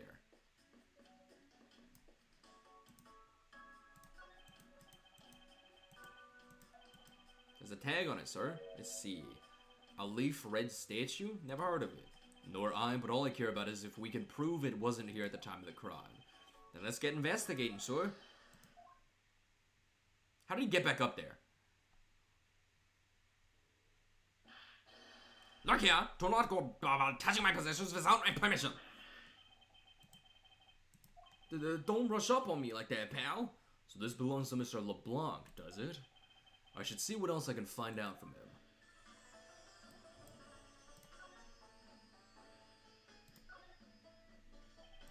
I take it that this large piece of cargo belongs to you, Mr. LeBlanc. Of course it is mine. I shipped this fine piece of art from Europe. This olive red statue is worth 10 million cents. No, maybe much more. Mr. LeBlanc's reason for choosing this plane must have been a large cargo hold. 10 million cents? I suggest you stop trying to calculate how many packets of noodles that makes, Detective. Darn, how'd you do that? I feel like you keep getting better and better at seeing right through me every year. Though I grow with each revolution of the planet around the sun, I have the distinct impression he continues to madly spin in place. Hey, Mr. Edgeworth, so that 10 million cents, is it in euros or dollars? Does it really make a difference to our case? Mr. LeBlanc, there's a chance that your cargo is related to our murder case. I was wondering if you would allow us to examine it a bit closer. It is a very valuable piece of art, so no, there will be no touching.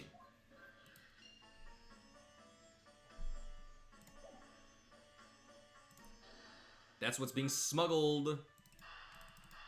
That's what's being smuggled. If Mr. LeBlanc has something to do with the smuggling ring, then it's possible that this fake statue was brought on board in Zhengfa. I think I need to question him a bit further.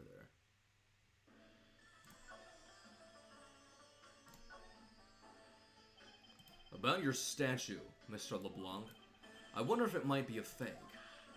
What? How dare you say my art is fake? I suspect that your statue might be the target of an international smuggling ring. Don't say such fantastical things, those things are not there. I have the certification of my cargo right here. Do you mean the cargo certification document? Mr. Zinc LeBlanc, why didn't you say so earlier? Please show it to us at once. Not real. I can't read this. What does it say? It says as plain as there's a cargo put in the plan on Europe. And there you have it, Miles Edgeworth. Too bad for you. This statue was brought on board in Europe just as it states in this certificate. No, that's... Which means that there never was a window of time in which the statue wasn't sitting there.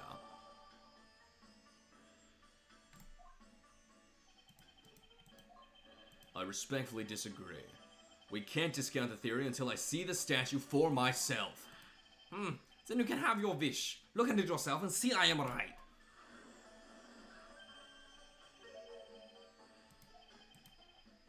This is the leaf red?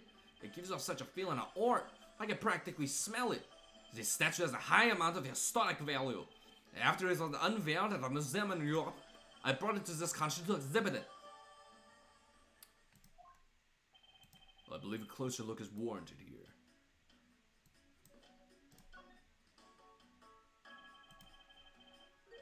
So this is the infamous leaf red statue. What is it, Mr. Edgeworth? Did you find something? There's something wrong with this picture. We should examine it in more detail. So it's definitely, obviously, this. But the eyes are red here.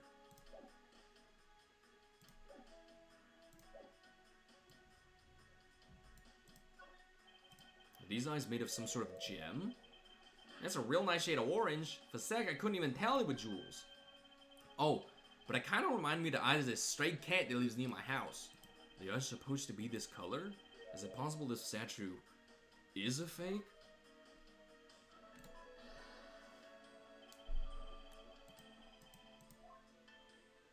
Boink, boink. These eyes are awfully orange, don't you think? Yeah, and pretty. They remind me of sunsets when I was in grade school, sir. I don't think you see what I'm talking about. No, I do, but it's really like the color of the sun when it's setting, sir. Ah, the memories. I remember standing out in that field, spinning with my arms out until I felt ill. I don't care about sunsets. Focus, detective. What color are the eyes in this photo? Huh? Sir, they're red. As I thought, the statue is a fake. Who pinged me? Mr. LeBlanc. What do you want? You're not like I'm busy, man. I allow you 2 seconds for your answer. The leaf red. I suppose this is your pride and joy, is it not? It is the biggest trophy on this European trip. You know why I wanted to possess this statue? The chicken started 17 years ago. Better grab a chair, sir. Sounds like this is gonna be a long story. Mr. LeBlanc, I regret to inform you, and you have my heartfelt sympathy, but what is that? Sympathy? For what? You will see.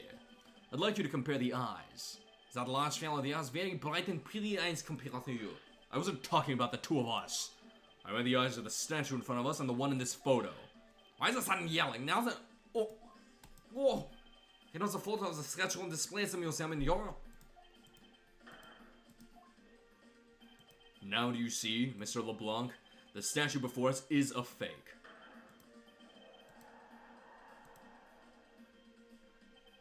I believe that even further examination will be required, now that we have confirmed that this is indeed a fake.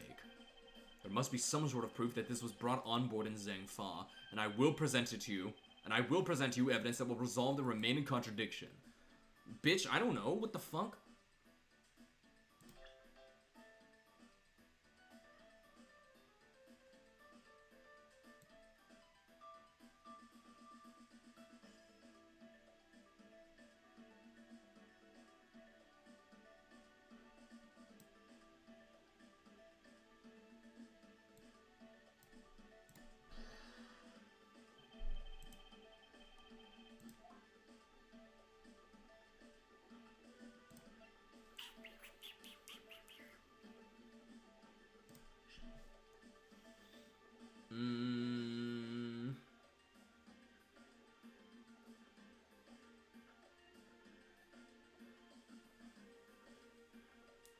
I mean, if it was loaded, if this was loaded before and they put this one next to it, then this one shouldn't be on the carpet, right? There's...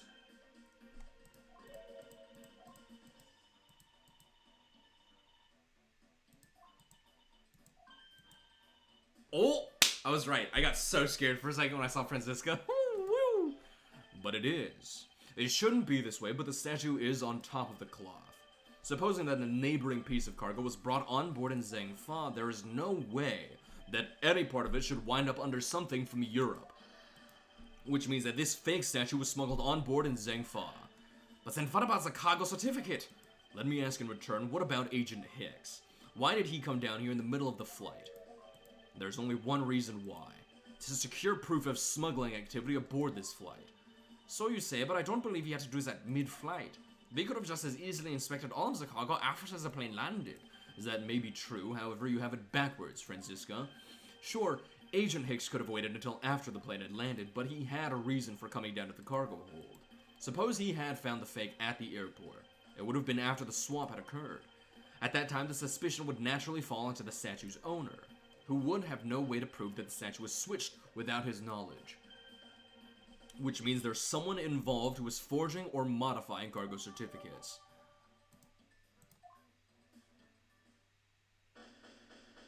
Please heal me. Oh, God bless. I guess the victim knew the real victim of this was gonna get nabbed, huh? Yes. Well, this photo could be seen as nothing more than a simple souvenir. It was in fact taken to be used as a reference document later on. Next, Agent Hicks had to secure proof that the smuggling had taken place. He came down here to take a picture of the cargo hold, a rather empty one at that, right before this fake statue could be loaded on board. A photo of the hold missing a valuable piece of cargo would have been proof enough. After that, all he had to do was hold the Zhangfa cargo crew and arrest the smuggler. How'd I get so good? I've been playing the fucking Ace Attorney series for God knows how many streams now. Exactly. This only goes to prove my theory. If the statue was not in the cargo hold during the Europe-Zhangfa leg of the trip, there would have been enough height from which Agent Hicks could have fallen to his death. Officer, move this statue immediately. I want a thorough examination of the floor underneath, now. Miss Von Quam, I'm ready to report my findings. Go on. After moving the Elite Fred statue out of the way, we tested the area under it with luminol, and there was a reaction. I see, there was a reaction to luminol, an indication that there was blood in that spot. Ugh. Can we stop looking at it now, sirs? It would seem that my deductions were correct after all. I suppose it would appear that way. The culprit cleaned the blood up well. And how do you think the killer did that? How did the killer clean up all the blood?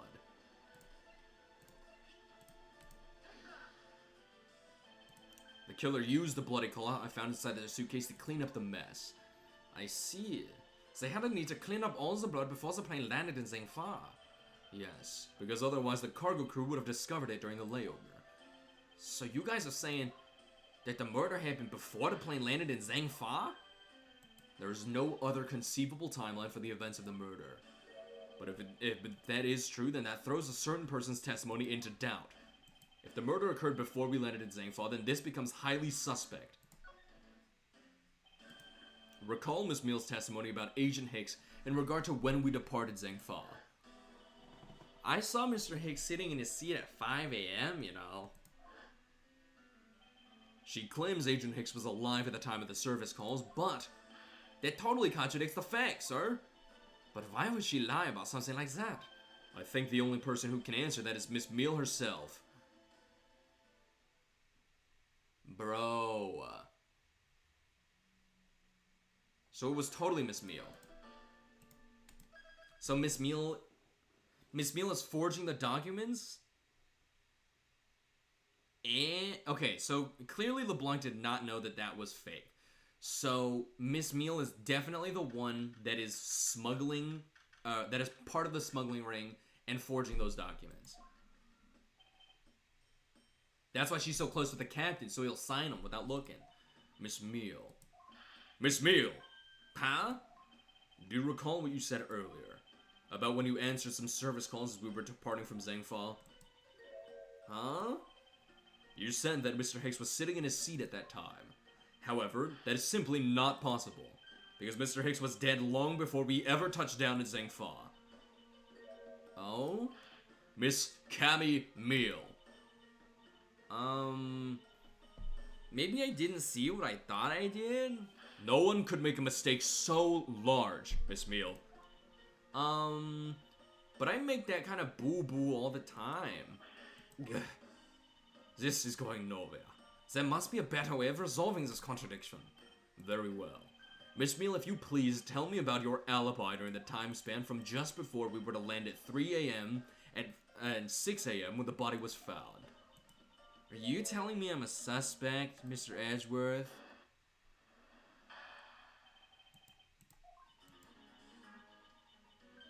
Oh, yeah. From 3 to 4, I was, in the flight attendant's room, all by my lonesome self. Yeah. And from 5 to 6, I was, in the flight attendant's room, all by my lonesome self. How is a man supposed to react to a testimony like that? Miss Meal, wake up! Ah! She fell asleep again. Looks like the only way I'm going to be able to wake her up is by pressing her.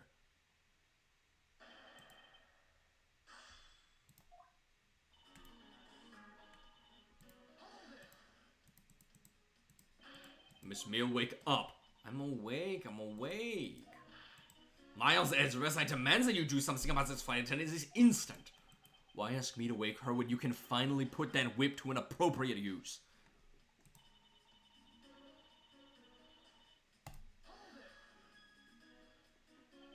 If I remember correctly, food was being served in first class and the lounge between the hours of 3 and 4 a.m.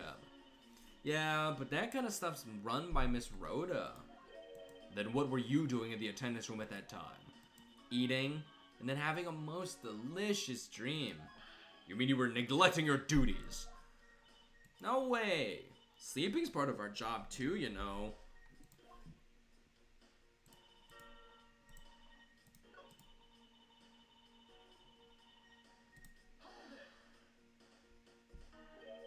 So you were alone the entire time, were you? Yeah, no one else even popped their head in to say hi. Oh? Well, I think a contradiction just popped in to say hi. What should I do? Should I raise an objection? Fuck yeah. Are you kidding me? Bro, that's what I'm saying. She's so fine.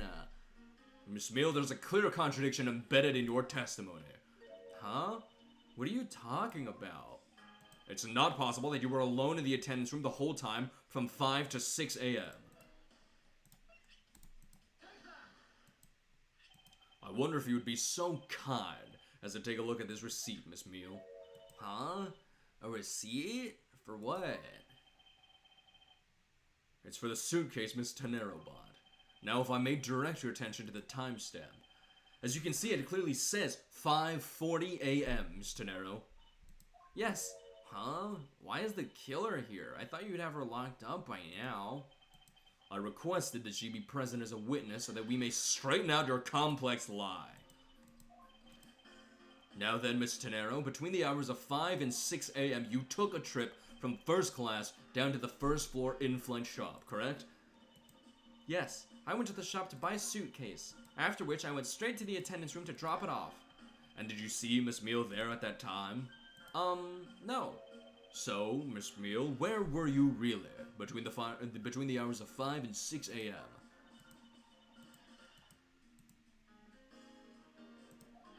Miss Cammy Meal. Huh? The bathroom? I'll be the one to ask the questions here. Yeah, maybe that's it. I probably just missed her. Nature calls, you know. Do you take me for a fool? That's a little too convenient to be true. But it's the truth. Cross my heart. Through all those layers of boob fat, she's gonna cross her heart. I don't have enough conclusive proof to counter-argue her at this stage. You don't believe me, do you? But please, won't you give me a chance and hear me out? Yeah, if you can stay the fuck awake with your dead-ass eyes. Look, I know you're suspecting me because I'm one of the crew, but you'd think then maybe you should also suspect Miss Rhoda, too. We literally do. She's the one in charge of the elevator keycard and the shop, you know. If you ask me, that makes her super suspicious. Please leave Miss Tenero out of the conversation. Only you are under suspicion for now. I don't get it. Why are you covering for Miss Rhoda all of a sudden? Oh, now I get it. Maybe you've got your eye on Miss Rhoda. Cammy Meal, I am a homosexual. Of course I'm keeping an eye on her. I can't very well let her escape, can I? Never mind. You want to know something? Miss Rhoda actually kind of like... I have absolutely no interest in people who can't appreciate my sense of design. I'm a homosexual. I'm gay and I'm dating a defense attorney. What do you want from me?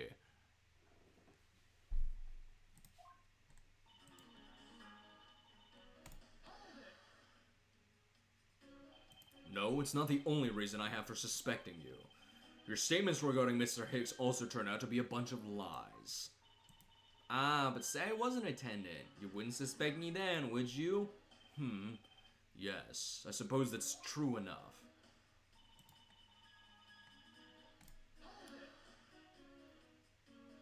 She's already being detained for further questioning, or have you already forgotten? Oh. Yeah, guess I just forgot. Cammy, don't tell me you suspect me too. Sorry, can't help it. I mean, other than you, there's no one else who could have done it. I can't believe you would think that. I mean, me, a killer? Miss Mill, what did you mean just now by no one else who could have done it?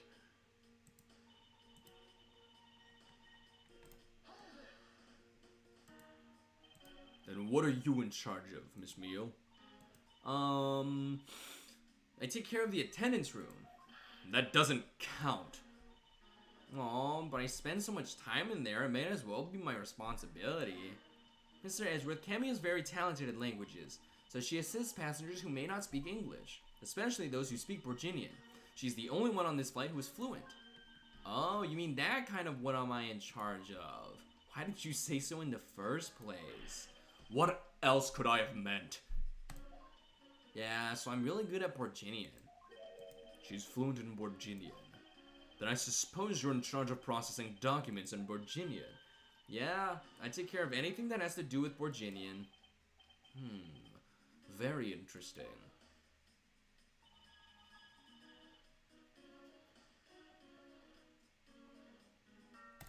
Let me check out this document.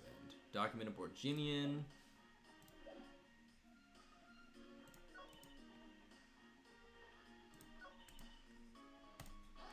Oh, I don't have that testimony. Fuck. Actually, your on-the-job behavior makes you super suspicious in my eyes. Huh? But why? While Miss Tenero is busy with the passengers and all of her other duties, you have a lot of free time on your hands, thus providing you with ample time to commit the crime. Miles Edgeworth, I demand that you cease and desist in this line of conjectural questioning. I won't allow you to bluff your way through this like a certain defense lawyer.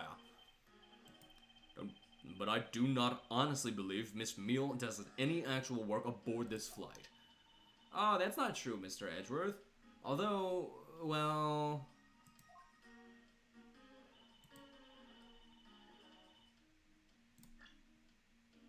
There it is. That's what I'm looking for. Read this fucking paper, dumb bitch. So you are the only one in this flight crew that speaks Borginian. Is that correct? Oh, yeah. I guess so. I studied abroad in Virginia for a while. If that is the case, then the signature on this document belongs to you, doesn't it?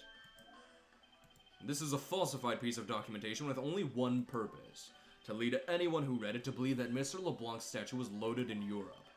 The only person who could have either prepared or processed this document in Borginian is you, Miss Meal. Without your participation, the smuggling of the Elif Red could not have occurred. Don't sleep while I'm pointing my finger at you. Oh, I wouldn't dream of falling asleep on you, Mr. Edgeworth. It is exactly as you say. Are you confessing to having participated in the smuggling? No, far from it.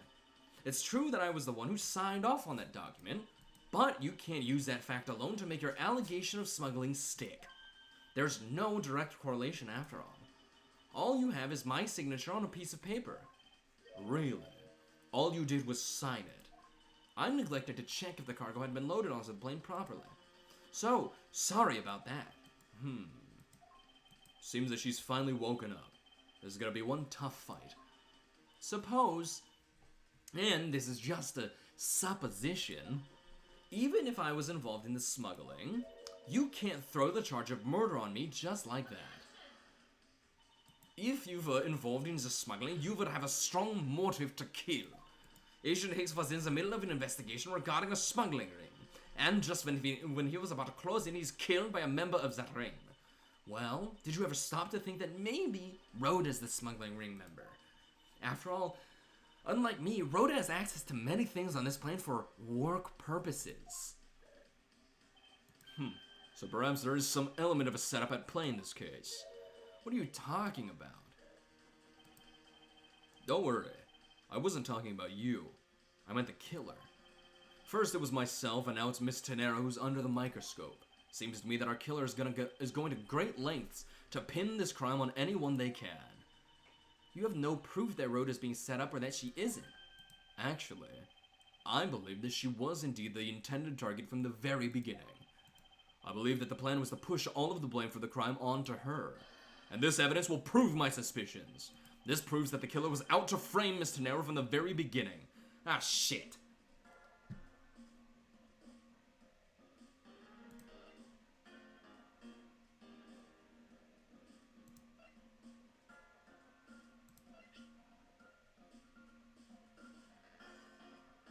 I mean, I'm guessing it's this. Because if she's the only one that has access to it, then it would make sense that she's the one that pulled it out. Ka-chink. Fuck!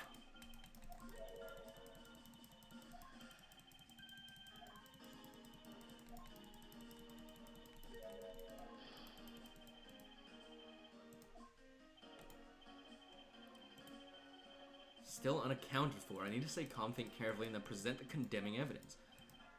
This proves that the killer was out to frame Miss Tenero from the very beginning.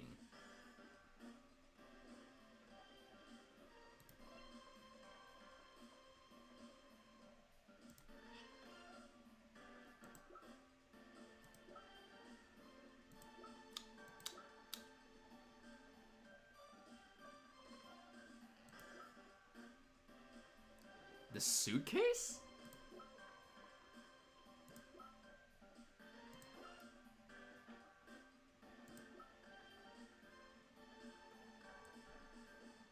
Mr. Hayes' travel wallet discovered in the lounge, picked up off the floor in front of the elevator. Body found at 6:15 a.m. with elevator inside elevator on first floor. Oh, just straight up this. No? What the fuck?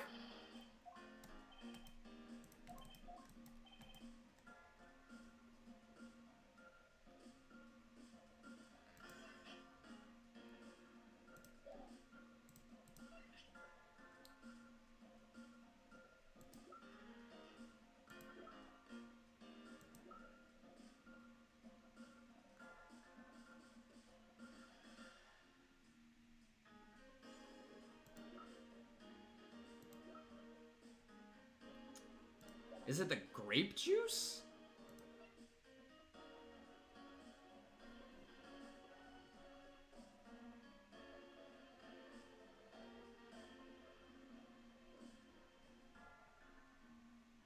It's proved that the killer was out to frame Miss Tenero from the very beginning. What the fuck is it?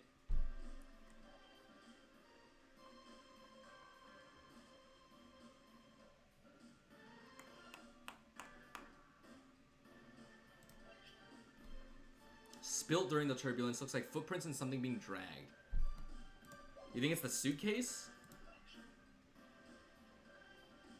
Highly likely killer got this from the cargo hold. Oh, Jesus. The killer could have hidden the body anywhere, and yet they chose the suitcase. Why is that?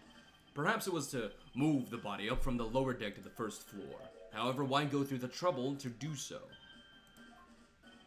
The only way all of these actions make sense is if the killer had wanted to frame Miss Tenero for the murder. Miss Tenero buys a suitcase on every flight she works without fail. But should her suitcase be switched with the one containing the victim's body, that would put her in a very, very tight spot. Because if they were going to frame her, the suitcase is hers and all the access she has lines up. Okay, yeah, you made a good point. Thank you, Rambo.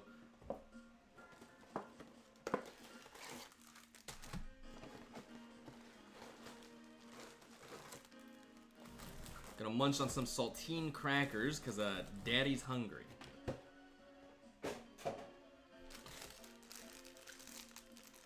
The new, my new apartment has a, has this little Italian spot across the street, and I tried it the other day, and their shit's pretty fucking good, honestly.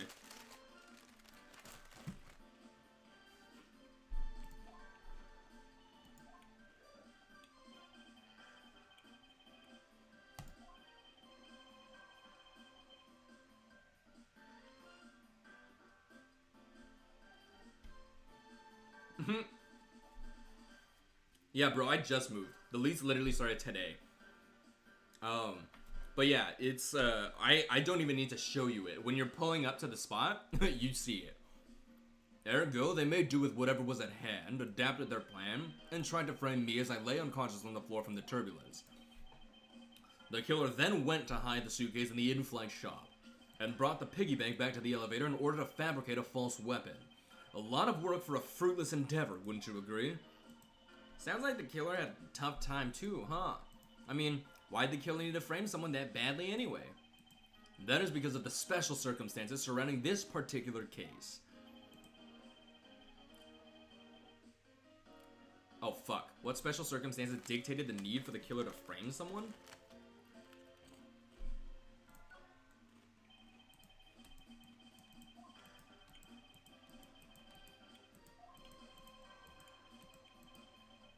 Wait, what?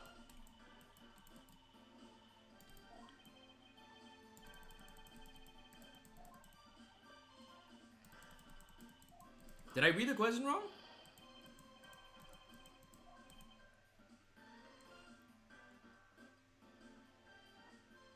What special circumstance dictated the need for the killer to frame someone?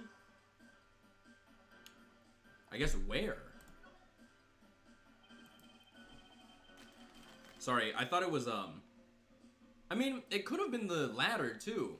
Or, it could have been who he was, because he was an Interpol agent.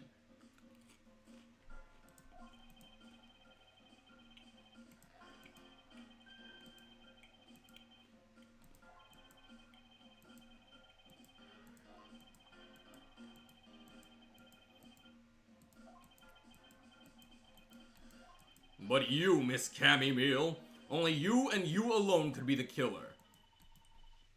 She's back to sleep.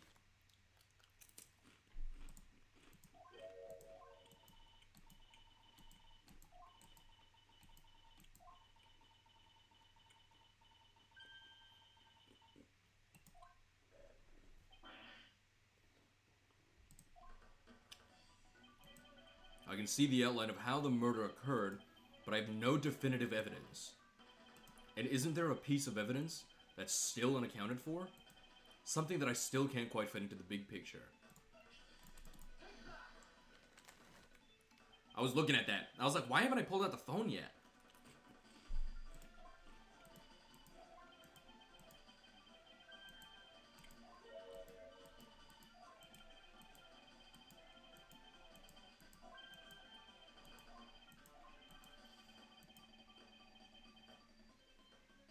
Franziska, you were waiting at the airport for a phone call from Agent Hicks's cell phone, or at least that's what you told me.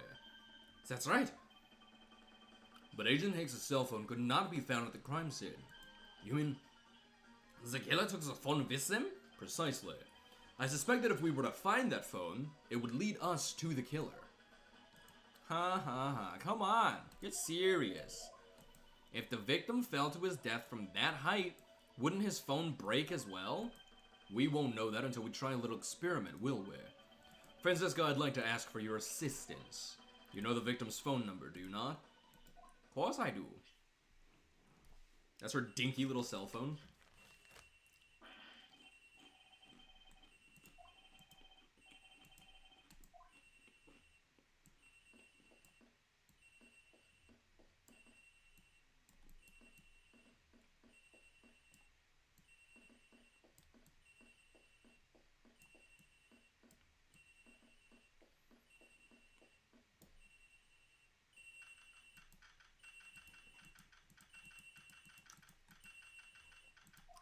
I went out there on accident, and I guess I did it right.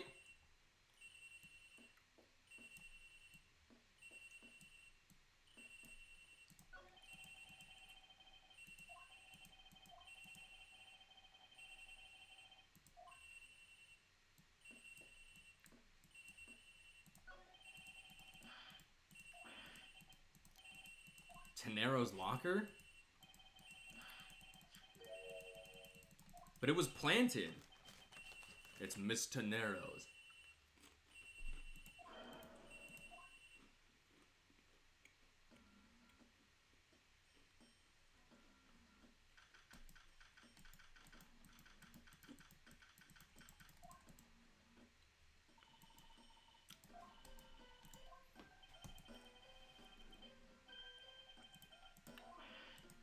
She planted it. Guaranteed. That's why she knew where it was gonna be.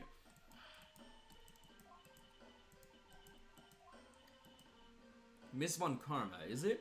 I suggest you arrest Miss Rhoda Tenero right away. Wait, I have a theory. This is related to the incident with the key card. When the killer went to steal the key card, they conveniently stashed the cell phone in Miss Tenero's locker at the same time. This is related to the key card, alright? in the same way that we have zero proof that the killer did just that. The only voice that sings the truth is evidence. That is the one word we cannot ignore. What should I do? Franziska's right, I can't offer baseless conjectures at this point.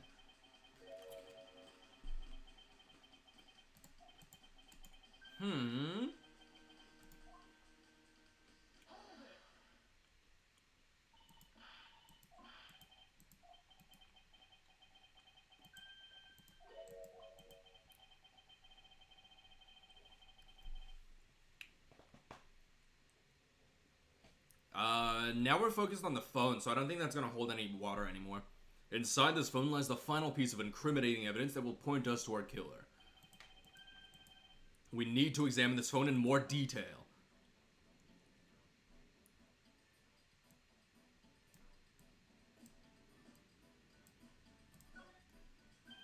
Ah, it's a camera lens.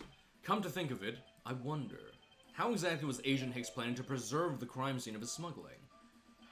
Franziska, I need you to confirm something. This cell phone, can I take pictures? Mr. Edgeworth, I can't believe you don't know about this kind of basic stuff, sir.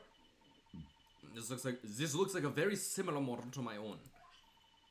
And mine can take photos just fine. Do you think Agent Hicks could have taken some pictures with this? In particular, pictures as evidence for his smuggling case? If so, I'd say there may be some very inconvenient photos in here for our killer smuggler. But the phone's all busted up, sir. Even a super prosecutor can't repair a broken phone.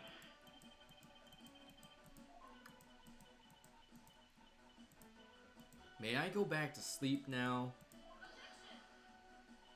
The LCD screens on the inside or outside are broken, that's for sure, but that's also reason enough to believe that the killer wasn't able to erase the data. What do you mean by that, Franziska? It looks like our killer isn't very familiar with electronics.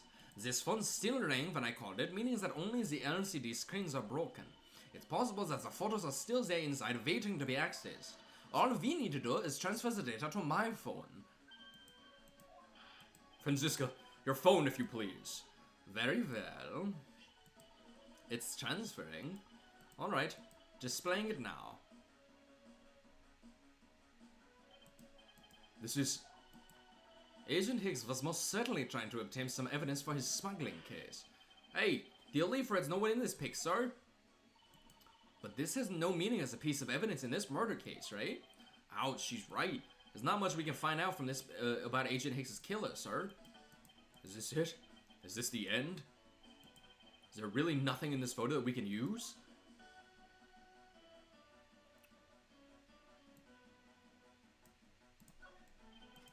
The fact that all the suitcases are here in this photo is odd. Agent Hicks was still alive at the time, so what exactly is so odd about suitcases that haven't been used yet being there? As well, I was only pointing out things that are different between now and then. Your off-topic ramblings have put this attendant to sleep yet again, Miles Edgeworth.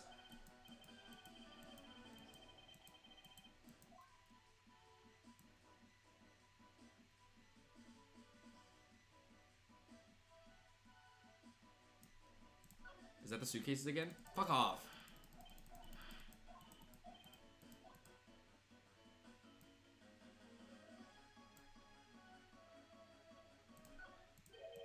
What's all this?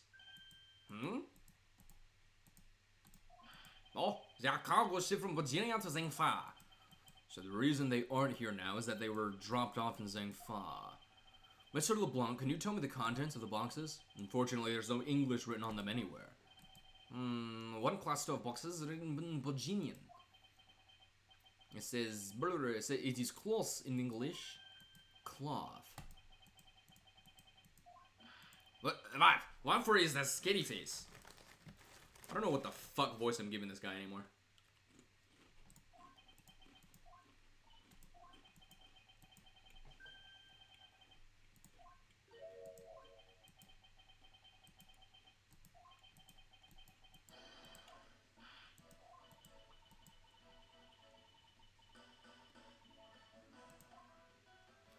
What? The Borginian cargo in this piece of evidence will point us straight to the killer.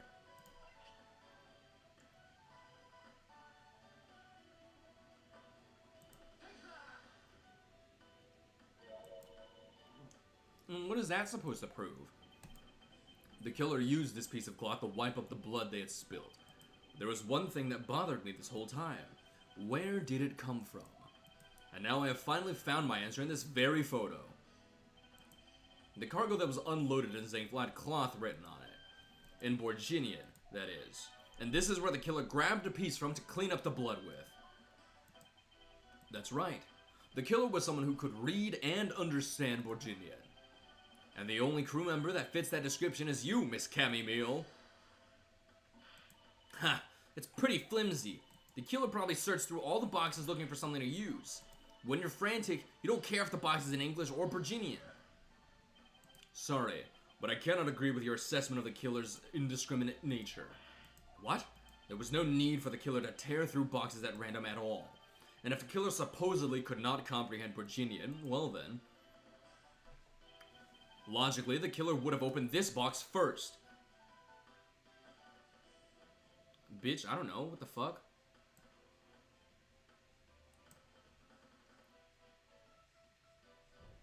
Oh yeah, bed sheets. Hey, it says bed sheets in English right on the box, sir.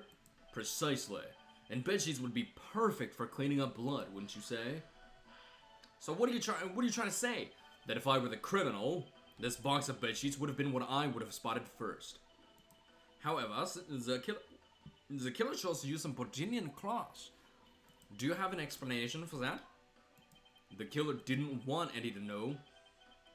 The killer didn't want anyone to know that the real scene of the crime was this cargo hold, so they were afraid to leave signs that the box for the sheets had been opened. However, the Borginian cloth, well, that's a horse of a different color. Because the killer knew that it was going to be unloaded in his Republic of Zangfa? That's right. That is why the Borginian cloth was used. And the only Borginian reader on board who can make such a calculated decision is you, Cammy Meal, you and you alone. It would be very easy for us to confirm if any of the boxes were resealed. All we would have to do is contact the Zangfa authorities in time. We may even find other evidence to incriminate our killer within those boxes. So what do you say, Miss Meal? Why not confess to your crime here and now? Or would you rather wait and see what we find out in our investigation in Zangfa? Got her ass.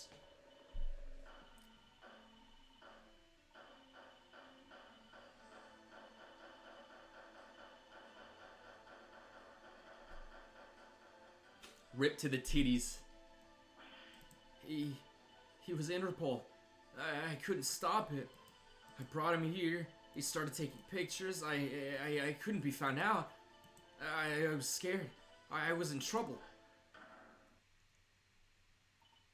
Why are some of these eyes like bold and the others are not? Am I tripping? Am I the only one noticing that?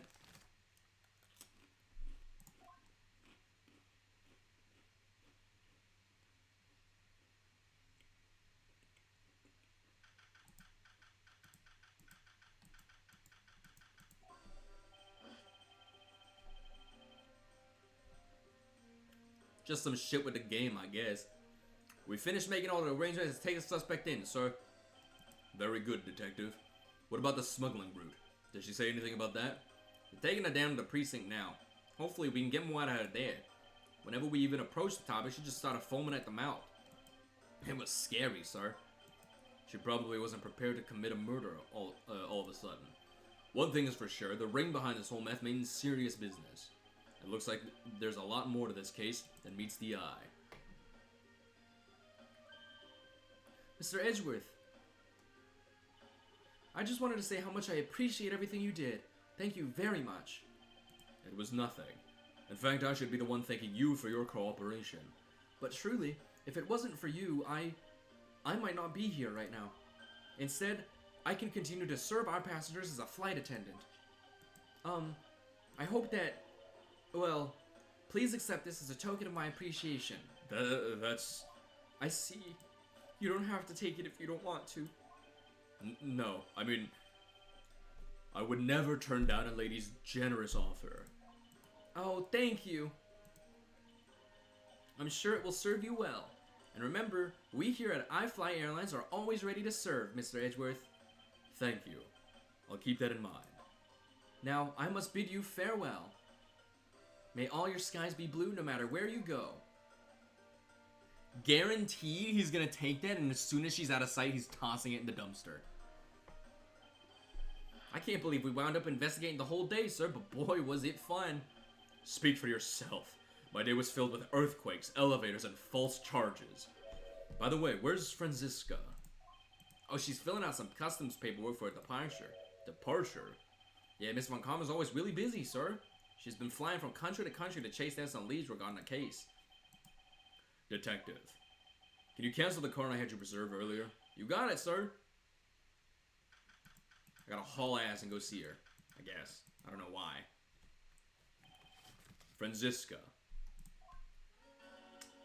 I thought I told you when you first landed, I have no time for idle chatter. I have no intention of wasting your time, however, it has been a while since we last met. I also have no time for such familiar reminiscences. Just who do you think I am? You are Franziska von Karma, a very proud prosecutor deserving of much respect. Until only a little while ago, I was but a wretched mutt who was always losing to. A dancing Pierrot, living her life on the name and fame her invincible father built. True. Your father, Manfred von Karma, didn't lose a single case for 40 years as a prosecutor. However, I wouldn't say he was invincible. What are you talking about? The group I'm on the trail of is a little more troublesome than most. The smuggling route we found this time is only one sliver of the big picture. Sounds like a dangerous assignment. You really don't have to worry. I can take care of myself. Yes, I suppose you can. Plus, there's another agent on the case with me. Oh, another agent? He's a star among Interpol agents and has the highest successful arrest rate. Who knows, you may even run into him one day. I was simply caught up in this one case. I hardly see why we would cross paths.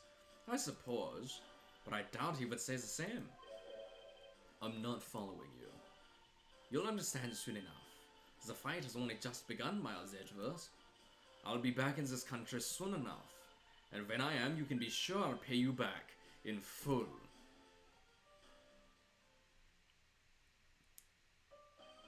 And just like this, she's gone, huh, sir?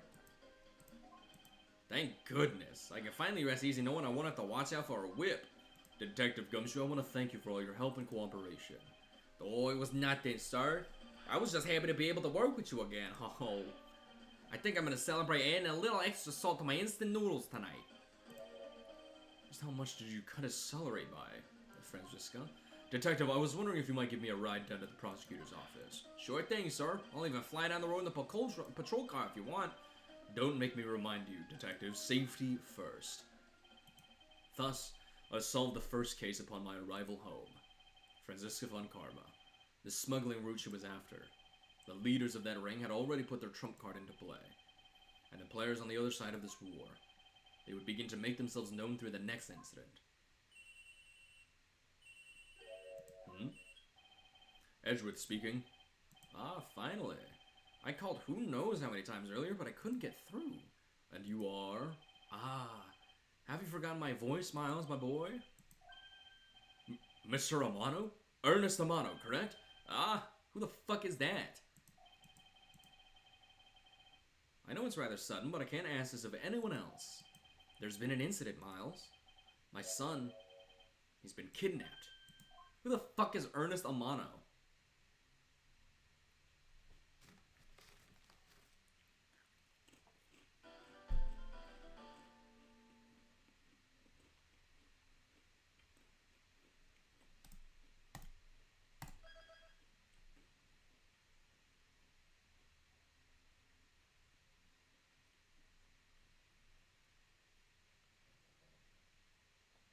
Okay. What's up? Hold on. I think I can go back. And then if I hit continue, what does it do? Cool. Okay.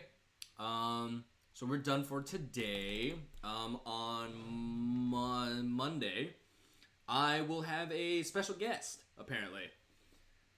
So that'll be fun. It's the first time that I'm gonna have a quote-unquote guest voice actor on here. So we'll see how that goes. But it sounds like it's going to be fun. But let's see. I have to record something now, actually, for a friend. So I'll do that. But thank you all for tuning in. Rambo, it was good to see you again. Thanks for tuning in. I appreciate that. But tomorrow, going to have a podcast at 2 p.m. with my girlfriend. I don't know what we're going to talk about. We'll see what happens. Right now, I don't know what I'm going to do. I definitely have to take a shit. So I'm going to go do that. But then I also have to run to Target and buy some stuff. And I might just get some food to the... might get some food from the Italian place. But let's see. So we stream today. Then tomorrow's a podcast, and then Monday's going to be a game again. It's going to be the next case of this Miles Edgeworth game. Going to have a guest voice actor on because because they specifically requested it. So we'll see how that goes. And I guess I'll see you all tomorrow.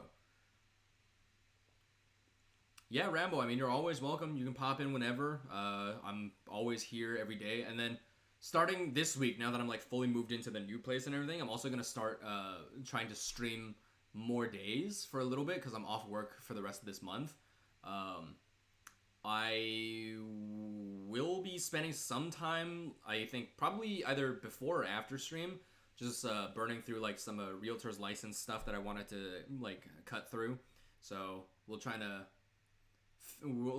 figure all of that stuff out as it comes, but hopefully the next time you guys see me, I'll have my green screen set up because it's weird not having a webcam because I'm doing all this stuff with my hands and whatever and nobody can see it. Yeah, I'm going for a realtor's license.